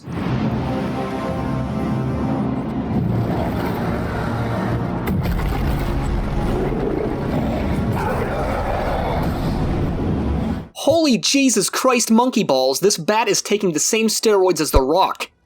This thing is massive. Immediately the scale of this fight feels incredible, and the music and sound design complements the battle extremely well. Gorgana has a few telegraphed attacks that we need to capitalize on, and after dealing enough damage, we'll enter this staggered state where he can be force-pulled down for some more DPS. At certain intervals, he'll fly up into the air and scream at us like Sebastian Bach, which is fairly easy to avoid for the most part. He's got multiple unblockable attacks, and this ground stomp that he does that sends out a shockwave of boulders. This boss fight is tough, and in typical Bunneh fashion, I die on my first 2 attempts, but the third time's the charm, people. After feeling weakened and defeated, Gorgana climbs out of the cave to most definitely not return in the near future, no, not at all. We loot the corpse of this Darth Maul-looking dude to discover climbing claws, which will not only let us climb surfaces much faster, but allow us to climb up the green and orange sulfur-looking walls. We push ahead through this crevice, and once again I have to compliment the game on these sequences. This looks great, and each one feels like Cal moves in a unique way to the obstacles in front of him. We find a meditation point to save our progress, and immediately after jumping over this wall, Gorgana is back for round 2. He must have taken more steroids off camera because he's regained quite a bit of health, and I'm dead. Now this boss encounter is half gameplay and half cinematic, which I quite love. It has a way of showing us how weak and insignificant we are when compared to something of this size, while also showing us just how powerful we are because we're kicking its ass.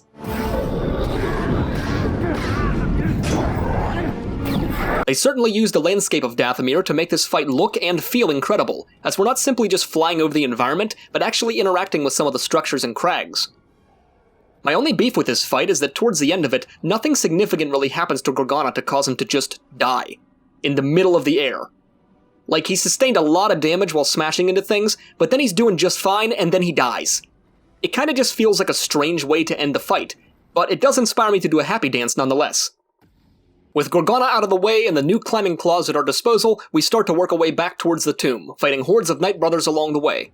Now there is loads of platforming, fighting, and doing things, but given that this journey took almost 30 minutes back to the bridge, I'll spare you guys most of the adventure. We jump across the gap and climb into the tomb that we've been trying to access since we got here. Inside the tomb, Cal walks up and caresses the door, but nothing happens. A meditation point spawns behind us, which is never a good thing. After meditating, we wake up into another flashback of Cal's youth as a Padawan. This time around, our master tells us to reach his position, and we have to use all of our platforming knowledge in order to do so.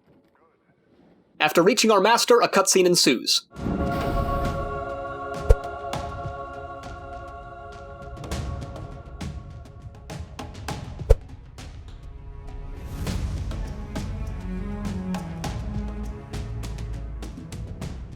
We have to get to the escape pods as quickly as possible as the clones have turned against us. We don't actually kill any of the soldiers along the way, but rather just run for our lives. I like this decision, because it makes us feel very vulnerable as a young Jedi. At some point during our escape, our lightsaber gets shot out of our hand.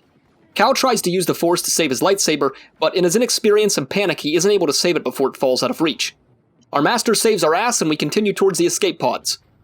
We witness our master just absolutely tearing through these soldiers, and after reaching the pods, another cutscene plays out.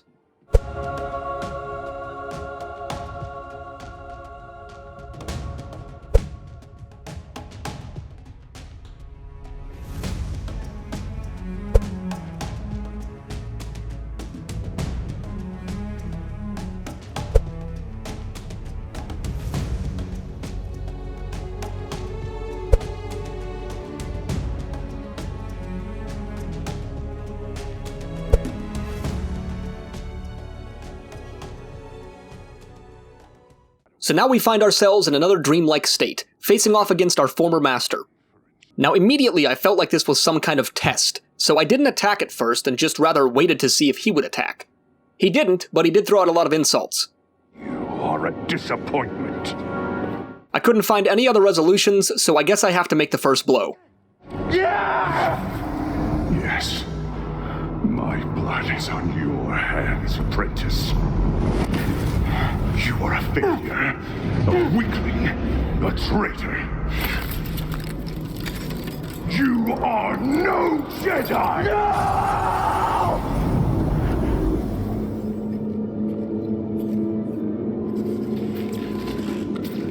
Well, shit, there goes our lightsaber. Not only did we not gain access into the tomb, but now we're pretty much useless in terms of combat. We walk outside the tomb and encounter the black-robed traveler once again. We tell him to drop the act already and tell us who he really is, which he takes as a cue to drop his robe and pose like a fucking pelican. Taran Malikos. Former Jedi. Like yourself. We have much in common. I doubt that. Oh? We both survived the Purge. My troops betrayed me. I was forced to strike them down, and I escaped to this desolate place. To the darkness here. It almost took me. But I conquered it. You're the one the Night Brothers follow. Yes.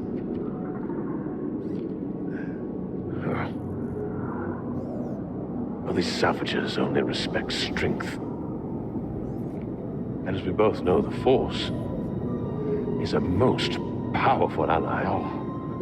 No, you used the Force to seize power. That's everything the Jedi stood against. These are dark times. They will consume us if we do not stand with each other. I don't need your help. That broken lightsaber tells a different tale. You saw something in there, didn't you? Something terrible.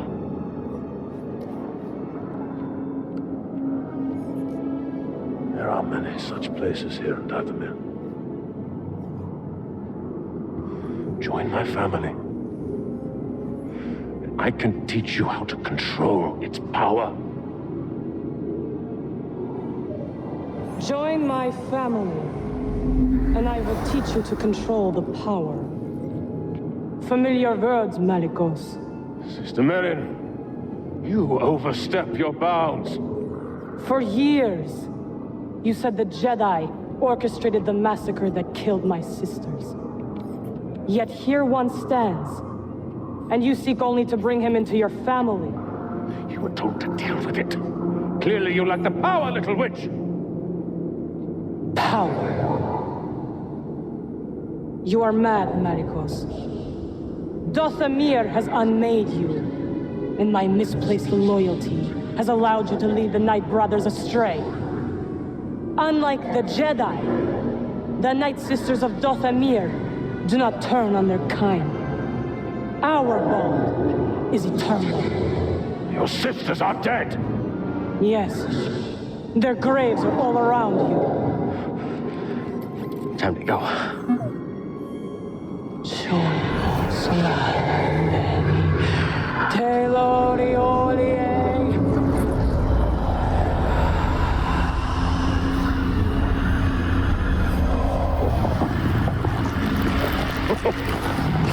Foolish girl! This power is beyond your control!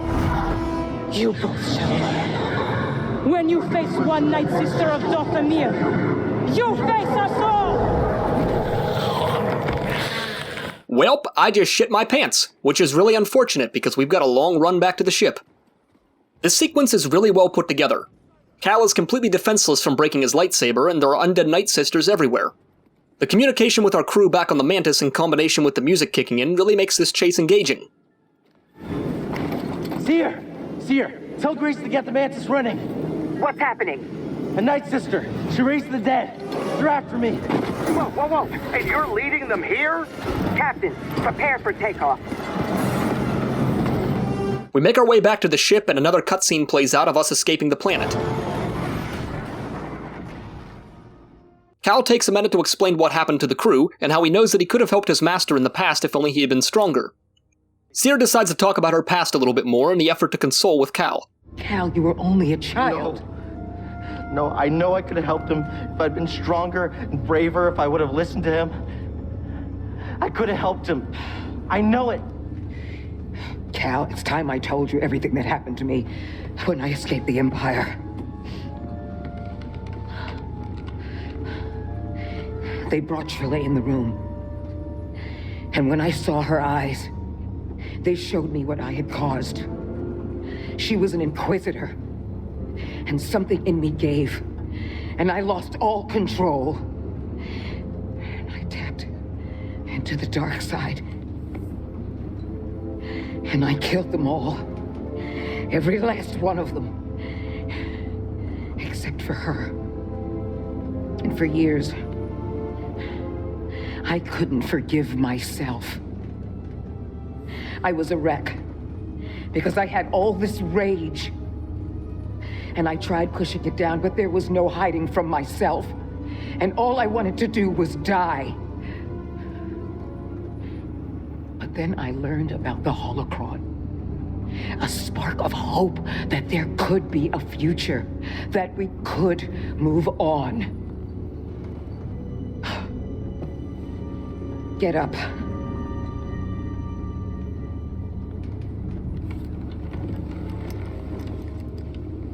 I can't change what I did no more than you can change what happened to your master. It's in the past, but Cal, you have to make a choice to move on. How? You're gonna start with this.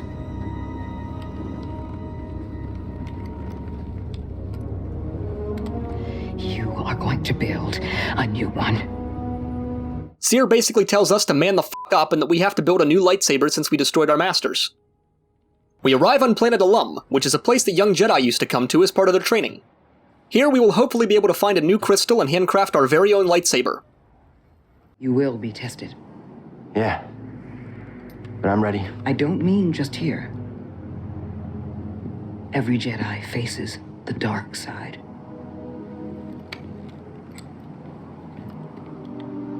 And it's very easy to fail. You're still struggling with the dark side. Even after cutting yourself off from the Force. We will always struggle. But that is the test.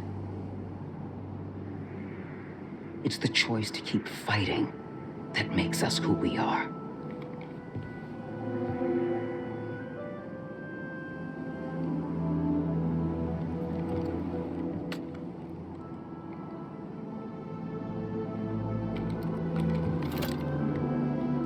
I guess it's about time I find out who I am.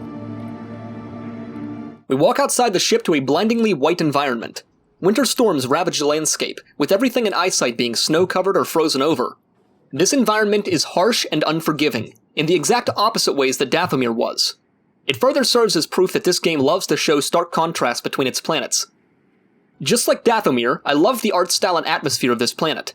Everything from the ambience in the background, to the droning music, to the sound of our feet in the snow, really makes this planet come to life. We work our way inside the Jedi Temple to be confronted by a light puzzle of sorts.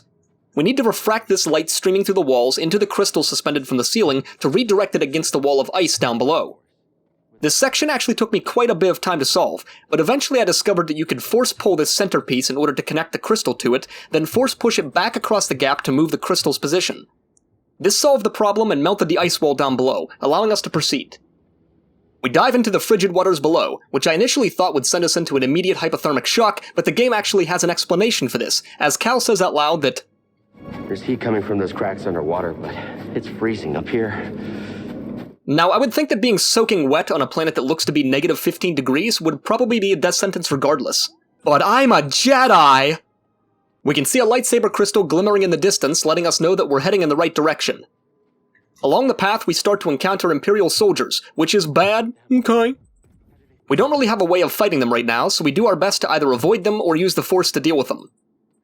We get closer and closer to the lightsaber crystal, prompting us to push onwards through the endless platforming challenges. BD, don't come any closer. BD!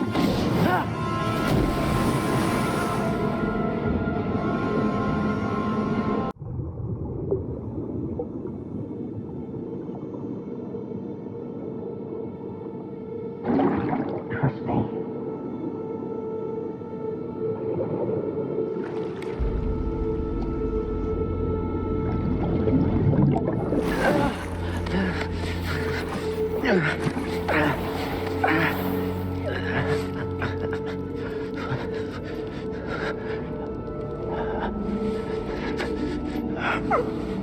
Cal is definitely succumbing to the effects of hypothermia, but the Force is strong with this one, so he pushes through. We pluck the lightsaber crystal from its little ice pedestal, only for it to literally split apart in front of our eyes. What the hell? Cal says some things indicating that he feels defeated, and BD-1 steps in like the badass that he is to bring us out of the slump. Failure's not the end, my friend.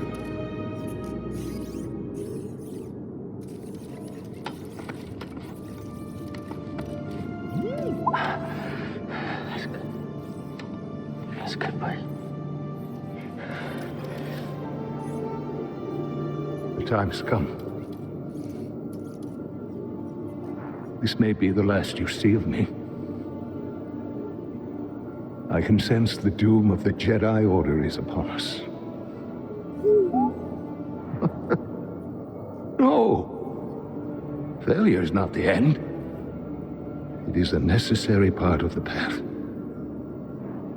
Hope will always survive in those who continue to fight. Like you, BD-1.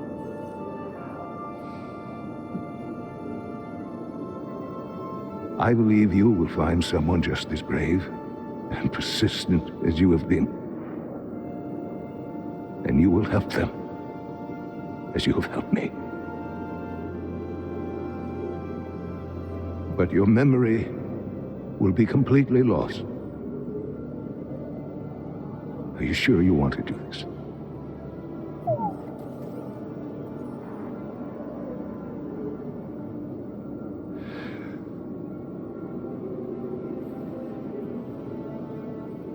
beginning total memory encryption.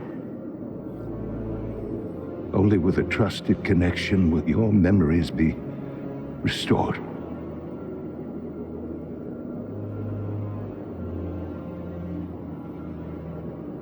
I believe in you,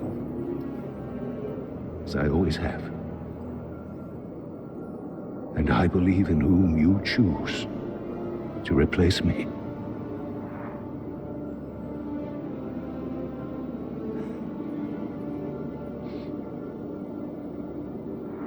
Goodbye,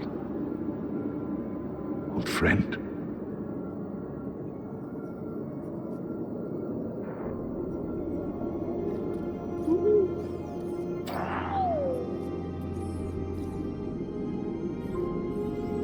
Your memories. You risked them for me.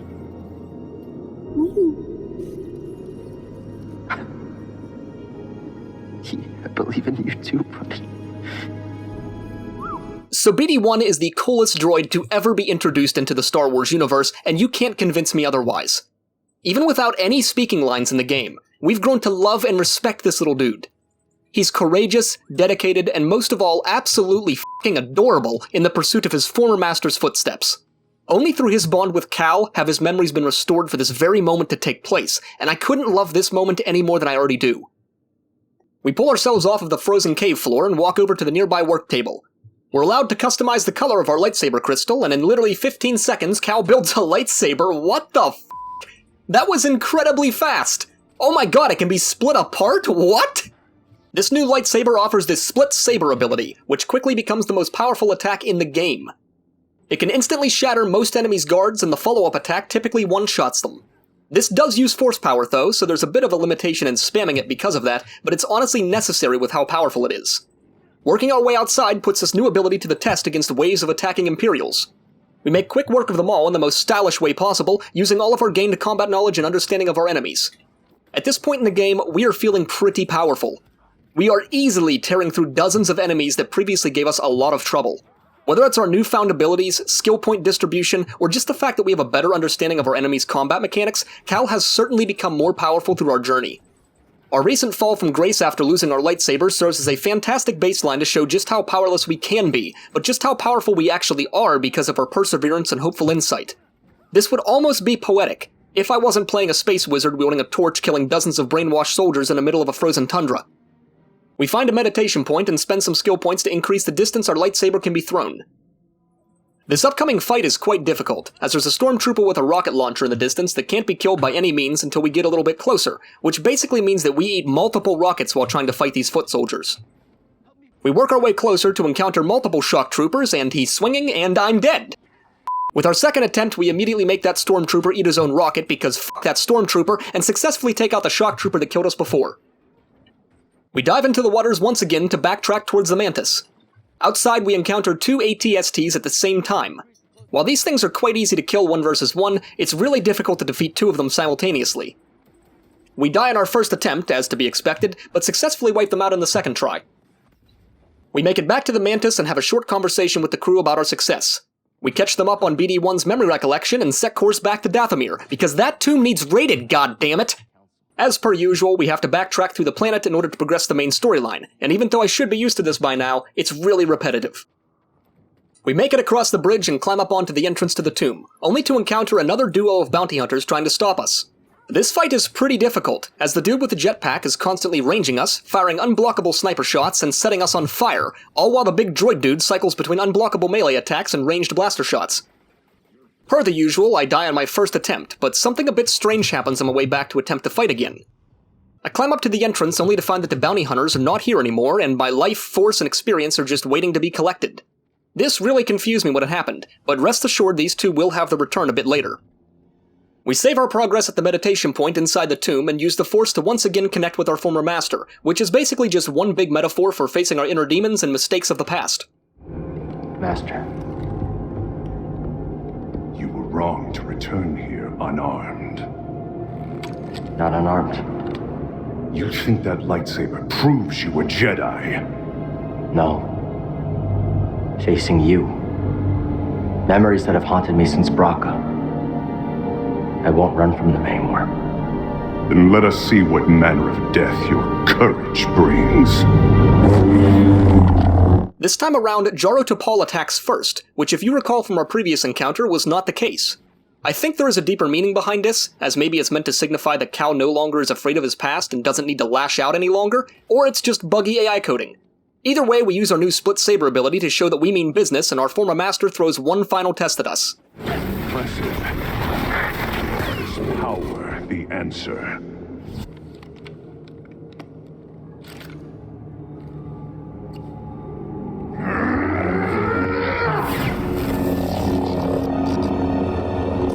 Master, I will never forget. The loss has become a part of me. I will honor your teaching and your sacrifice.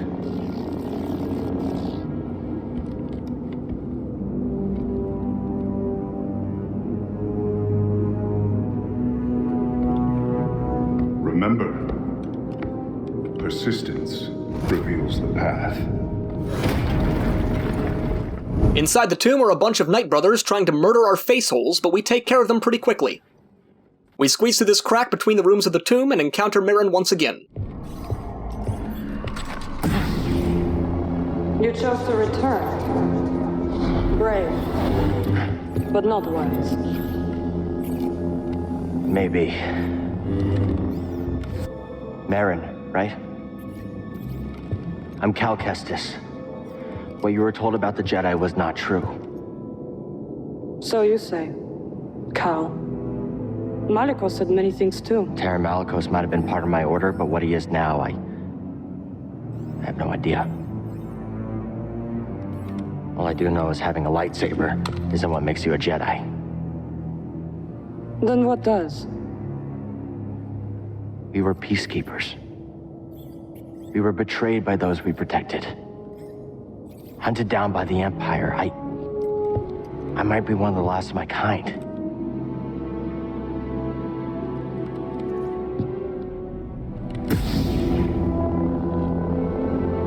I was only a child when they attacked. An armored warrior brandishing this descended upon us and cut down my people, my sisters, until I was left alone with the dead. Then Malicos came and promised me revenge if I shared our secrets with him in return. I know what it's like to lose everything. And Malicos was wrong to use that against you. We don't have to be enemies.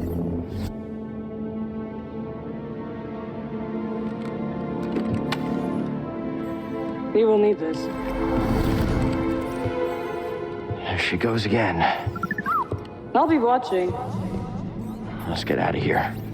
Now, I want to point something out about the cutscenes in this game that I really haven't talked about yet, and that's the fact that cosmetic items carry over to the cutscenes themselves.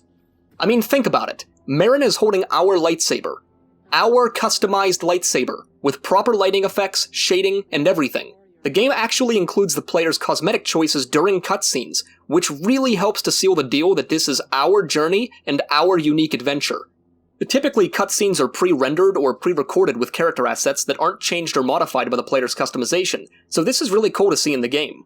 I'm assuming this was fairly plug-and-play on the developer's end to make this happen, because pre-rendering the same scene with all of the possible combinations of outfits, BD-1 skins, mana skins, lightsaber skins, and colors is a pretty hard concept to fathom. But I suppose wilder things have been done for the sake of entertainment. Moving forwards, we find ourselves coming face to face with Terran Malicos, who's just standing shirtless in the tomb for some reason.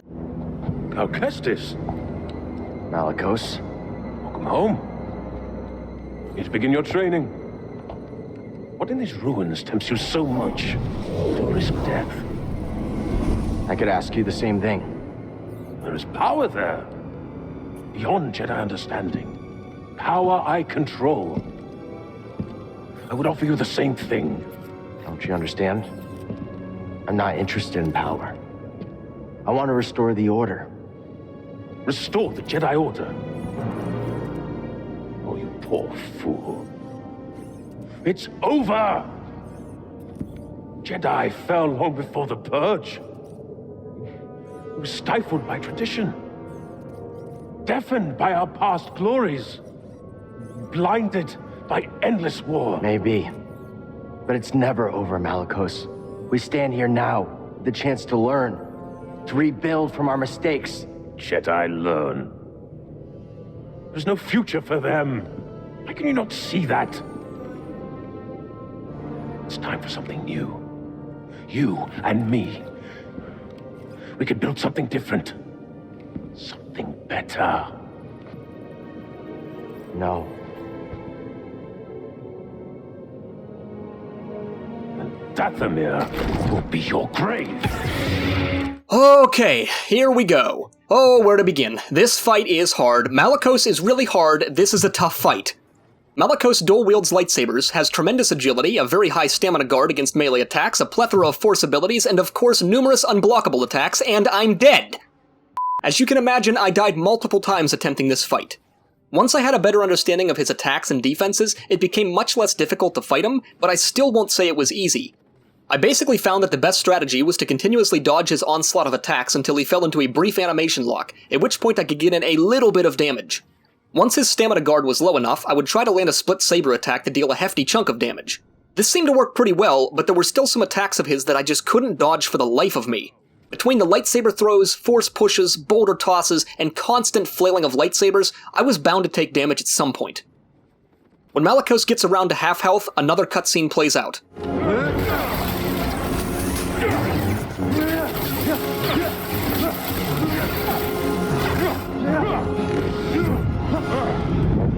I was wrong to think you could stand with me!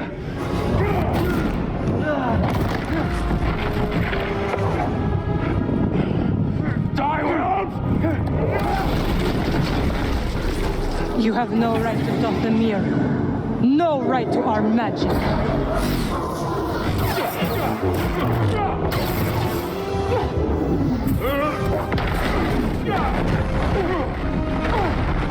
Get up, Cal Kestis! You're not dead yet. So we've got Merrin on our side now, and she definitely just saved our ass, which I'm really grateful for. Malicos' combat mechanics changed slightly after this point. He seems a little more aggressive now and starts using a few new abilities, like becoming the living manifestation of a boulder turret and throwing both of his lightsabers at the same time. Luckily, with Merrin's occasional intervention and some well-timed split saber attacks, we managed to finally take him down.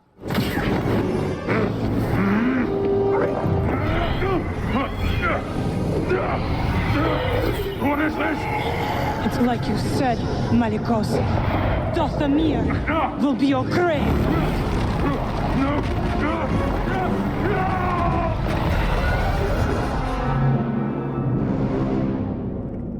Let him lie in the dark with his secrets until death takes him. Why'd you help me? To rid Dathomir of that parasite. After the fight's over, we spend a moment talking with Merrin outside of the cutscenes. We explain why we're here, and she seems to be on board with helping us out so that the Empire doesn't come to Dathomir looking for the Astrium. Something else I want to point out before we continue is the fact that every character's mouth movements and facial expressions perfectly match their dialogue when engaged in these side conversations. This is such an amazing detail to include in the game, and it really makes these conversations feel natural. I'm assuming that the voice actors wore motion capture suits when reading all of their lines to help capture their facial expressions and emotions of the character, and I have to say that extra time spent animating that into the character model really goes a long way. We walk into the next chamber of the tomb, and the Astrium appears before us. You finally found it. It is real. Merrin, this could be the key to the next generation of Jedi.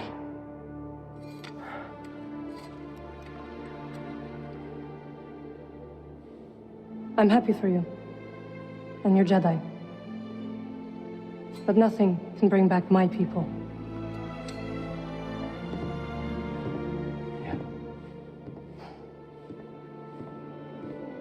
After the Purge, I was alone for a long time. In hiding, I was scared that they'd find out who I was, or what I was. What changed? A very good friend of mine told me to go out and find my place in the galaxy. And you listen. Well, no.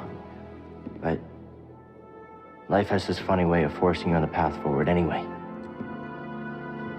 Now here I am. Or at least expected.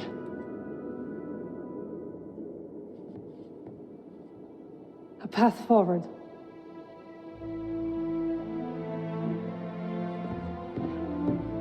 I will join you. You will? I've spent years waiting for a chance to avenge my sisters. I'm finished waiting. I wish to fight by your side. Night Sisters and Jedi do not travel together, but survivors, we adapt.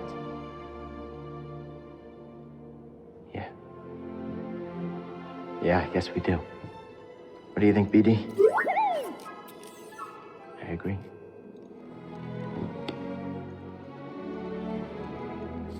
My crew, they might take a little bit of convincing, though. Then we'll convince them. Ooh, we're getting laid tonight, people! Woo!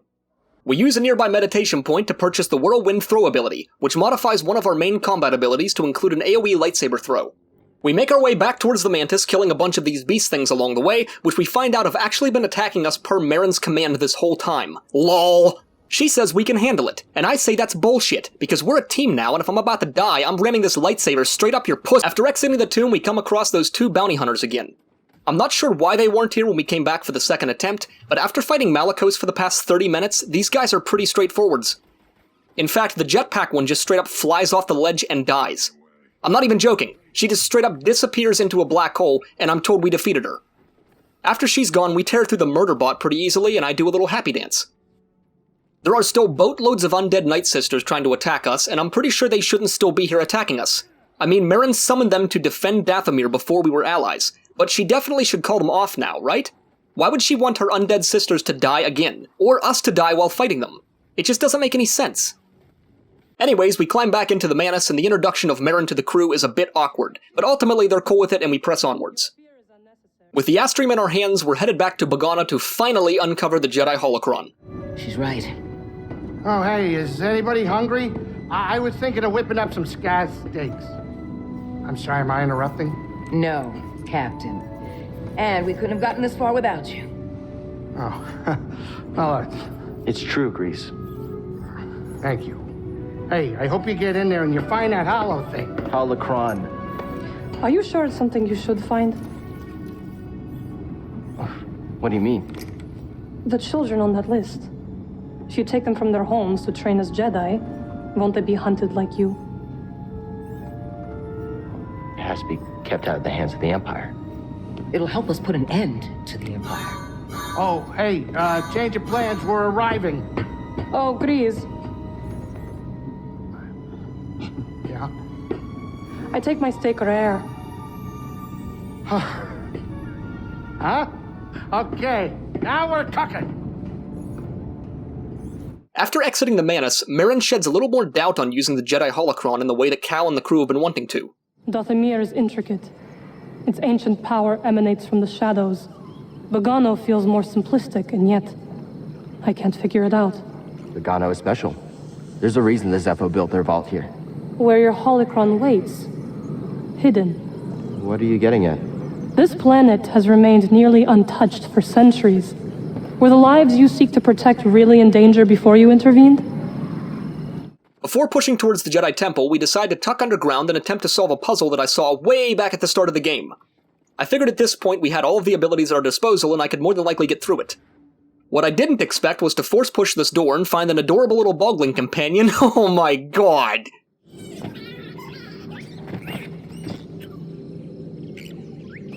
I didn't even know that companions were a thing in this game, but apparently it's hiding somewhere on the Mantis now, and I love the idea of that. Anyways, we solve this puzzle by force pushing this Zeffo ball around until it locks into place and opens up the gate. Inside, we find a stim crate that gives BD1 an additional healing stim, which is just awesome and inspires me to do yet another happy dance. We journey all the way to the temple on Bogano and use the Astrium to unlock the vault inside. Upon touching this ominous wall, we're pulled into another dreamlike state. A vision of a Zeffo explains that despite his kind's wisdom and technological advancement, they fell into extinction.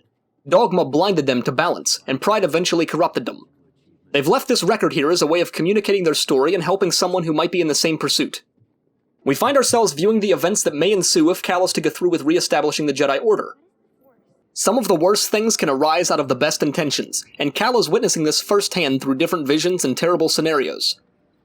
War spreads as the Empire hunts down the Jedi children, and tries to once again eradicate the Order. Cal surrenders to the Second Sister in an attempt to save the Jedi children, but they proceed with capturing and torturing them anyways. Lastly, Cal is depicted as being turned to the dark side and wielding a red lightsaber, before he's pulled out of the vision and left to contemplate. Before we have a chance to take the Jedi holocron, Trilla intervenes. Had a bad feeling I'd see you here. Oh? How uncharacteristically prescient of you. Here I thought your greatest virtue was your dogged persistence as you stumbled from one debacle to the next. Guess you made a mistake not killing me on Bracca then. A scant mercy. I wagered one meaningless Padawan against a prize that will win me the Emperor's favor. You think I'm gonna let you walk away with the holocron? Of course not. We both have our pride. But yours has cost you the lives of all the Force-sensitive children on that list, as well as your own. Like you said, Trilla, I'm persistent. Ooh boy, here we are. The fight that the game has foreshadowed since the very beginning, and never mind.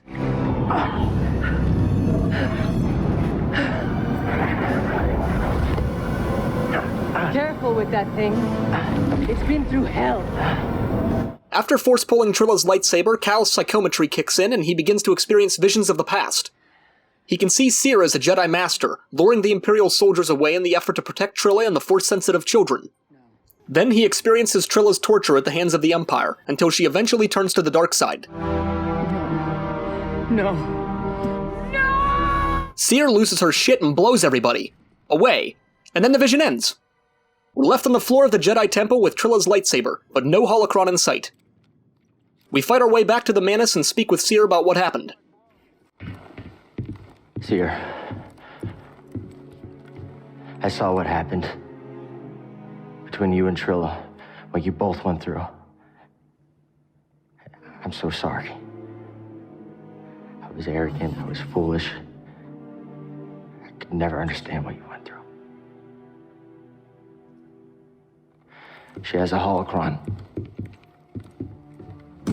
I don't know where she's taking it.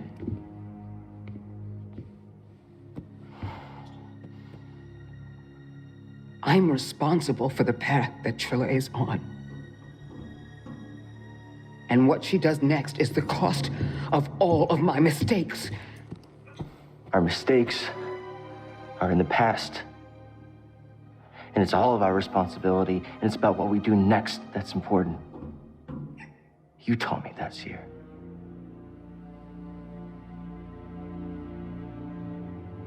You're right. I know where she's taking it. There's a fortress where they take Jedi, where the Inquisitors come from. It's a place of torture. It's the place I escaped. I just never thought I'd be going back there. You won't be going alone. You'll have a friend with you.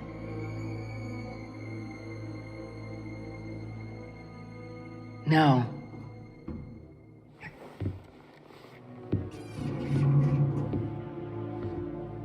I'll have a Jedi with me.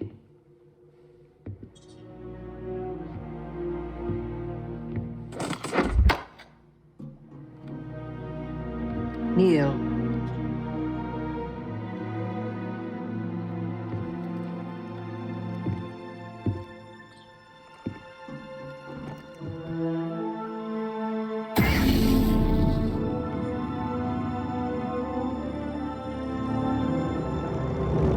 By the right of the Council, by the will of the Force, Cal Kestis.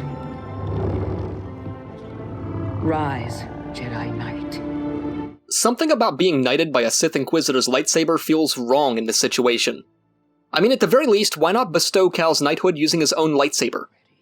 Anyways, we're in the endgame now, and we have our mission. Infiltrate the Imperial Sith Inquisitor torture base and recover the Jedi holocron. The crew is worried about the base's defenses, so Merrin suggests using a ritual to cloak the ship and sneak by. She repeats one of the most basic ritualistic chants I think I've ever heard, and the ship is enveloped in this green magic.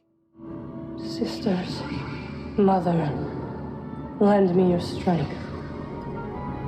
Sisters, Mother, lend me your strength.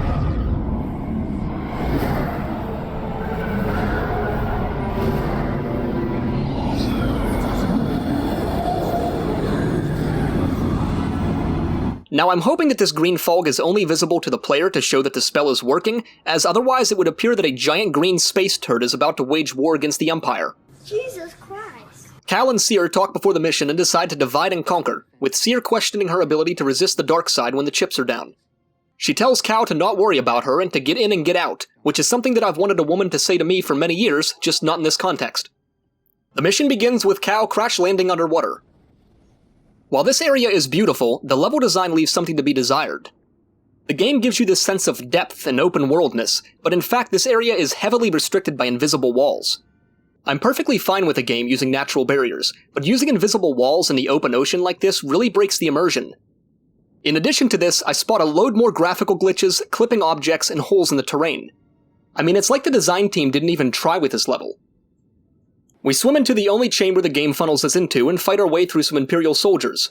As to be expected, the difficulty in this final mission gets ramped up to an 11. The game is throwing multiple waves of enemies at us, sometimes in the dozens. The tight underwater corridors make the fights rather difficult and don't leave much room for error, but ultimately we handle ourselves just fine. The split saber ability is an absolute godsend in these fights and can quickly eliminate some of the foot soldiers almost immediately. We make our way into this open chamber and kill all of the enemies. On the sidewall is a generator that we have to restore power to, requiring us to pull this thing across its rails and plug it into the generator. This in turn causes a massive explosion in a section of the ship, which brings into question why a feature like this was ever installed on this base. But then again, the Empire is sort of known for having a self-destruct button built into every project, so this shouldn't surprise me.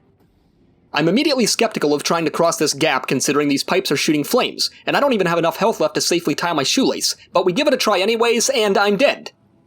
The second time around, I noticed that one of the walls can be force-pulled, which floods the base with water and allows access into the ocean.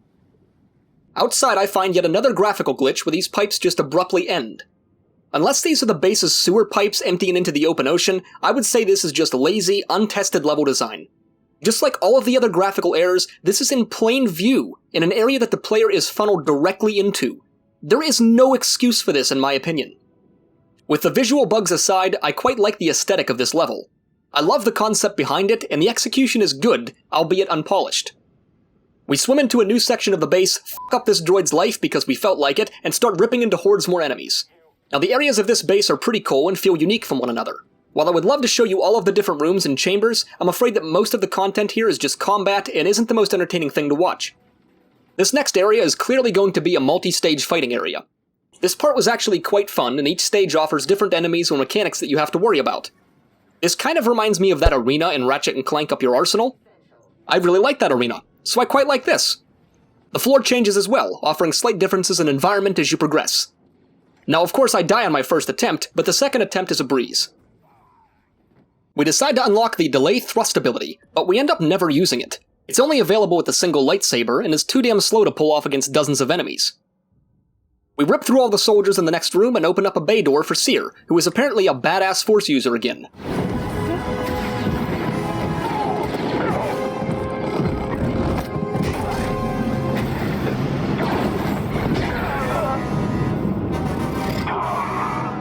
We walk out into the Fortress Citadel and cross this long bridge to the other side.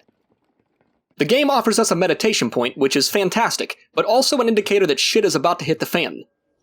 Using this terminal in the next room throws us right into a follow-up fight with Trilla, this time for real.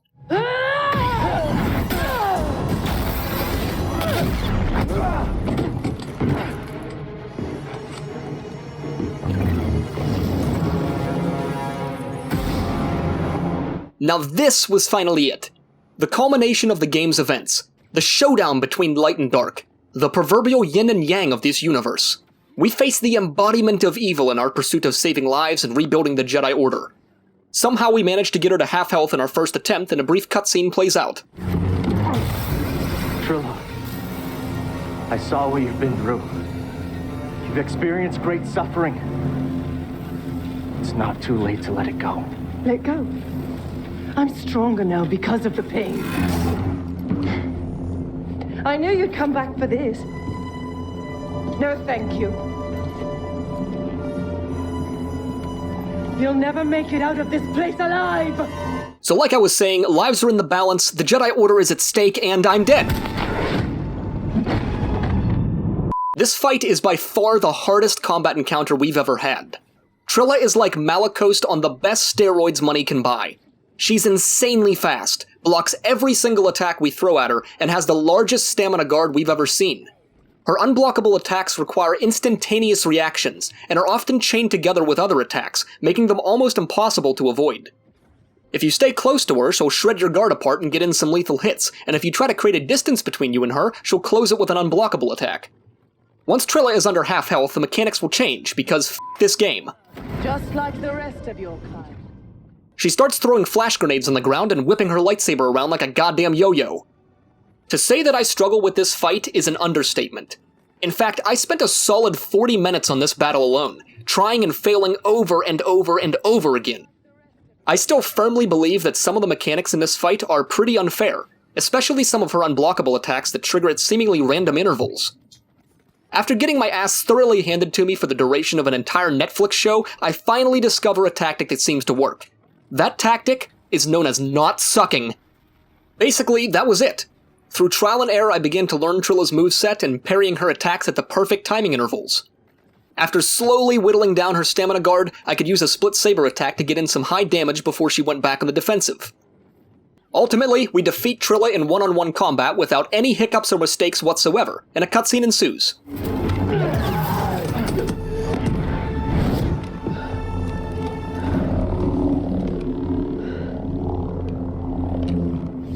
Cal! I have the holocron. I need to do this.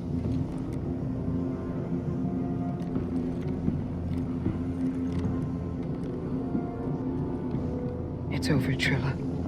Nothing is ever truly over. This fight is over. I know the darkness that is eating you up inside, and every day we choose to either feed it or fight it. It's too late, sir. No, it's not. I know the choices that I made took all your choices away, and I have failed you, Trilla. I failed you. But I am so very sorry.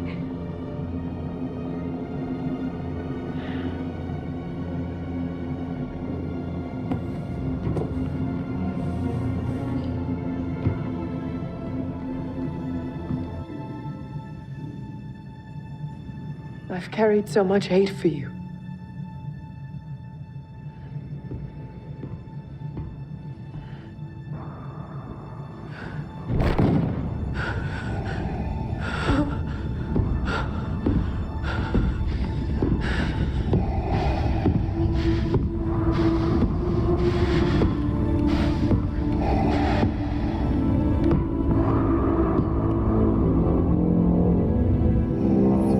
That doesn't look good. It isn't. It's him.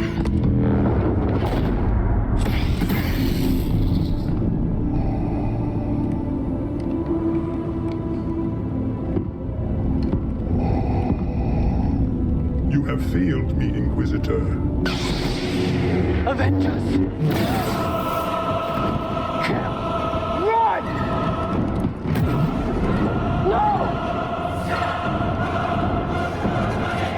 You would be wise to surrender. Yeah. Probably.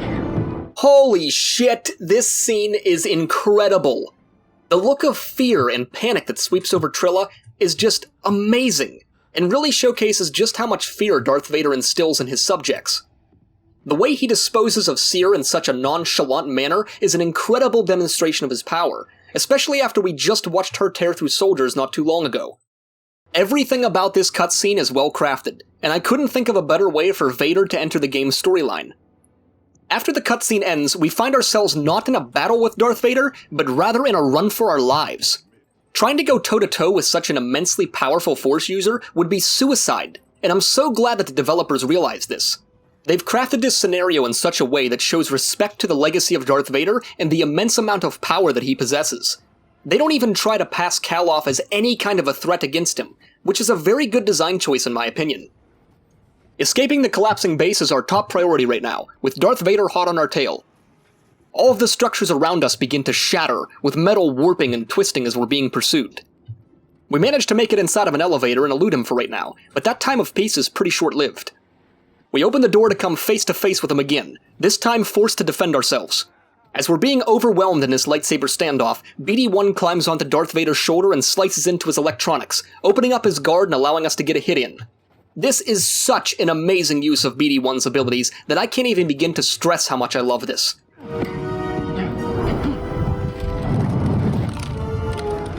Surrender the holocron. I'll never give it to you. We shall see.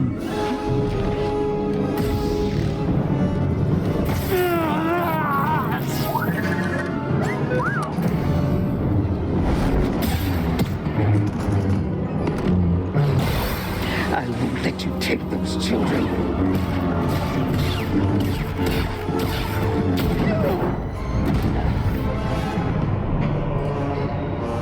Such hatred. You would have made an excellent Inquisitor. She's stronger than that.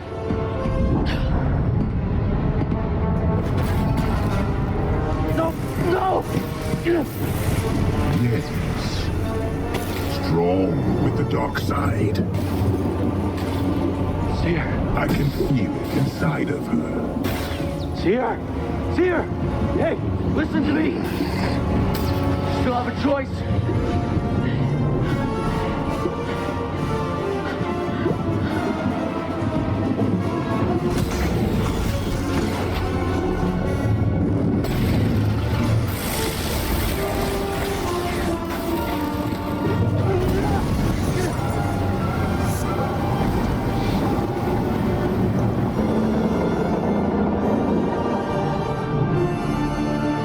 So we escape the clutches of Darth Vader and find ourselves in a swim towards salvation. We have to give Seer our breather, which leaves us vulnerable to drowning in the depths. Fortunately for us, Merrin dives in to save our asses once again. Now, I really like the approach that this game took with making the success of these missions dependent upon the crew as a whole, rather than any single overpowered character accomplishing everything. I feel like this connection between all of the characters complements each other really well. It gives the game a team dynamic, as opposed to saying, you're an all-powerful Jedi that can't fail. You too. You did it. We did it. We did. Careful. Where are they? Well, they're out there. Whoa, hold on, wait a minute!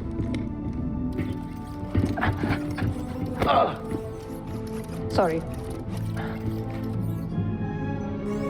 That was you in the water, wasn't it?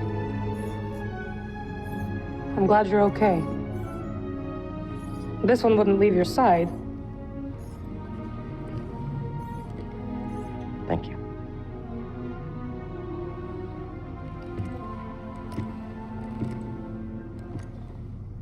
Hey. Hey. So now what? Well, Captain, this is the end of my charter. Your contract has been fulfilled. Thank you, Grease. Well, if it's all the same to you, I was thinking that maybe I would stick around here and take you wherever you gotta go. Besides, the kid kinda looks up to me. What about that? We use it to rebuild the Jedi Order.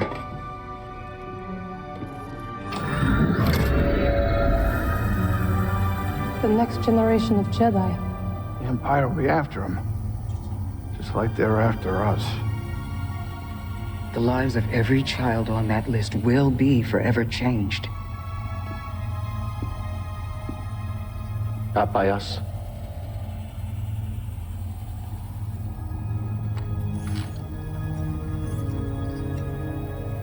Their destiny should be trusted to the Force.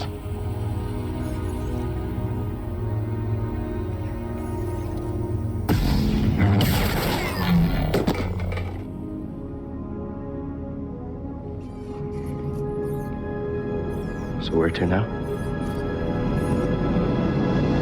Now overall, I really like this ending to the game, and I feel it's appropriate for the crew to come to this decision of destroying the holocron. There was enough communication, reasoning, and foreshadowing up until this point to justify its destruction.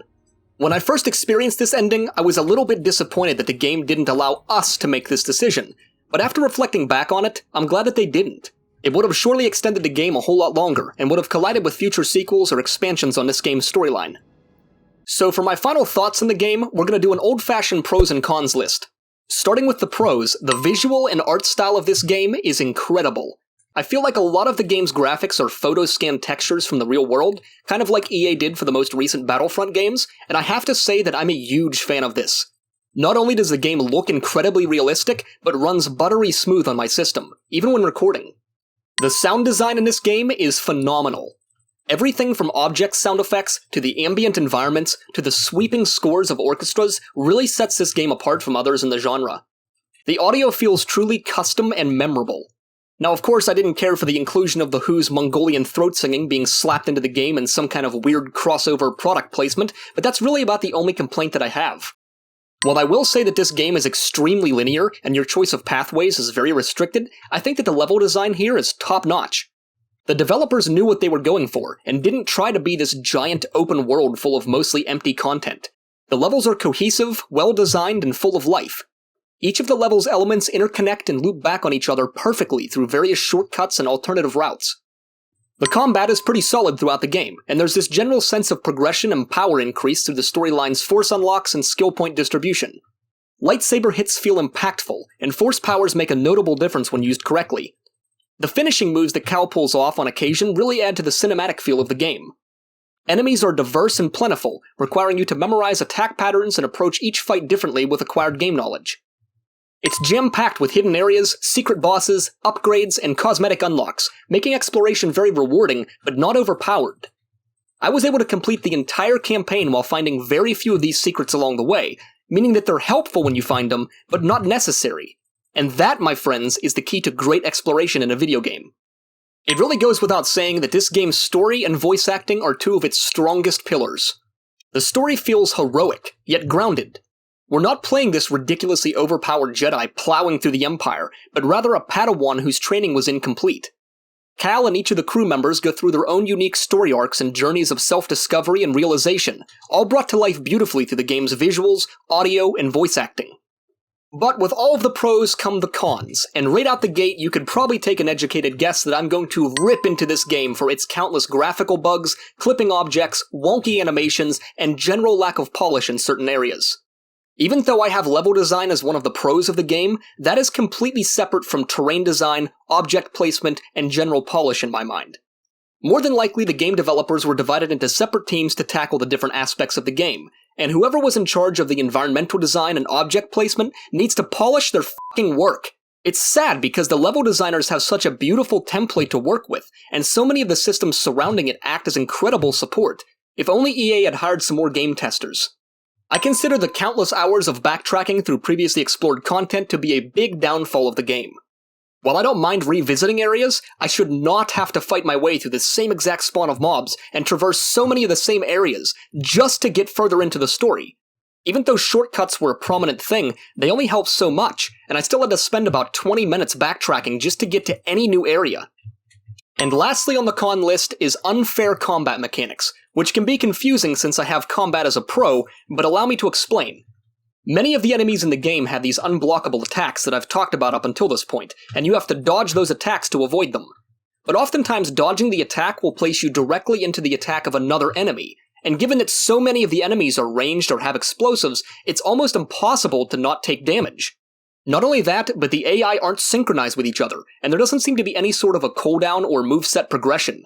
This means that some enemies will just spam unblockable attacks one after the other without any rhyme or reason, and when you start to face off against dozens of enemies like in the late game, you find yourself just flopping around like a goddamn fish trying to avoid enemies while not actually even fighting back. Also, the bosses in this game have a tendency to very quickly launch unblockable attacks at seemingly random intervals while you're close to them, giving you virtually no time to react or counter it. But overall, my opinion of Star Wars Jedi Fallen Order is very positive. I greatly enjoyed my time playing it, and would love to see a sequel introduced in the near future. So with all that being said, thank you so much for watching this episode of Bunneh's Perspective. If you'd like to suggest a game for me to feature in this series, then please leave me a comment down below, or post it inside the channel's Discord server. This series is quite an undertaking, but something that I greatly enjoy working on and would love to hear your feedback. If you enjoyed this video, then please be sure to leave it a like down below, subscribe to the channel with notifications on to stay up to date on all of my latest content, join the Discord for a community of like-minded woodland creatures, and please keep leaving me comments because they warm my little Bunneh heart. Thank you again so much for watching, and I will see you all in the next video.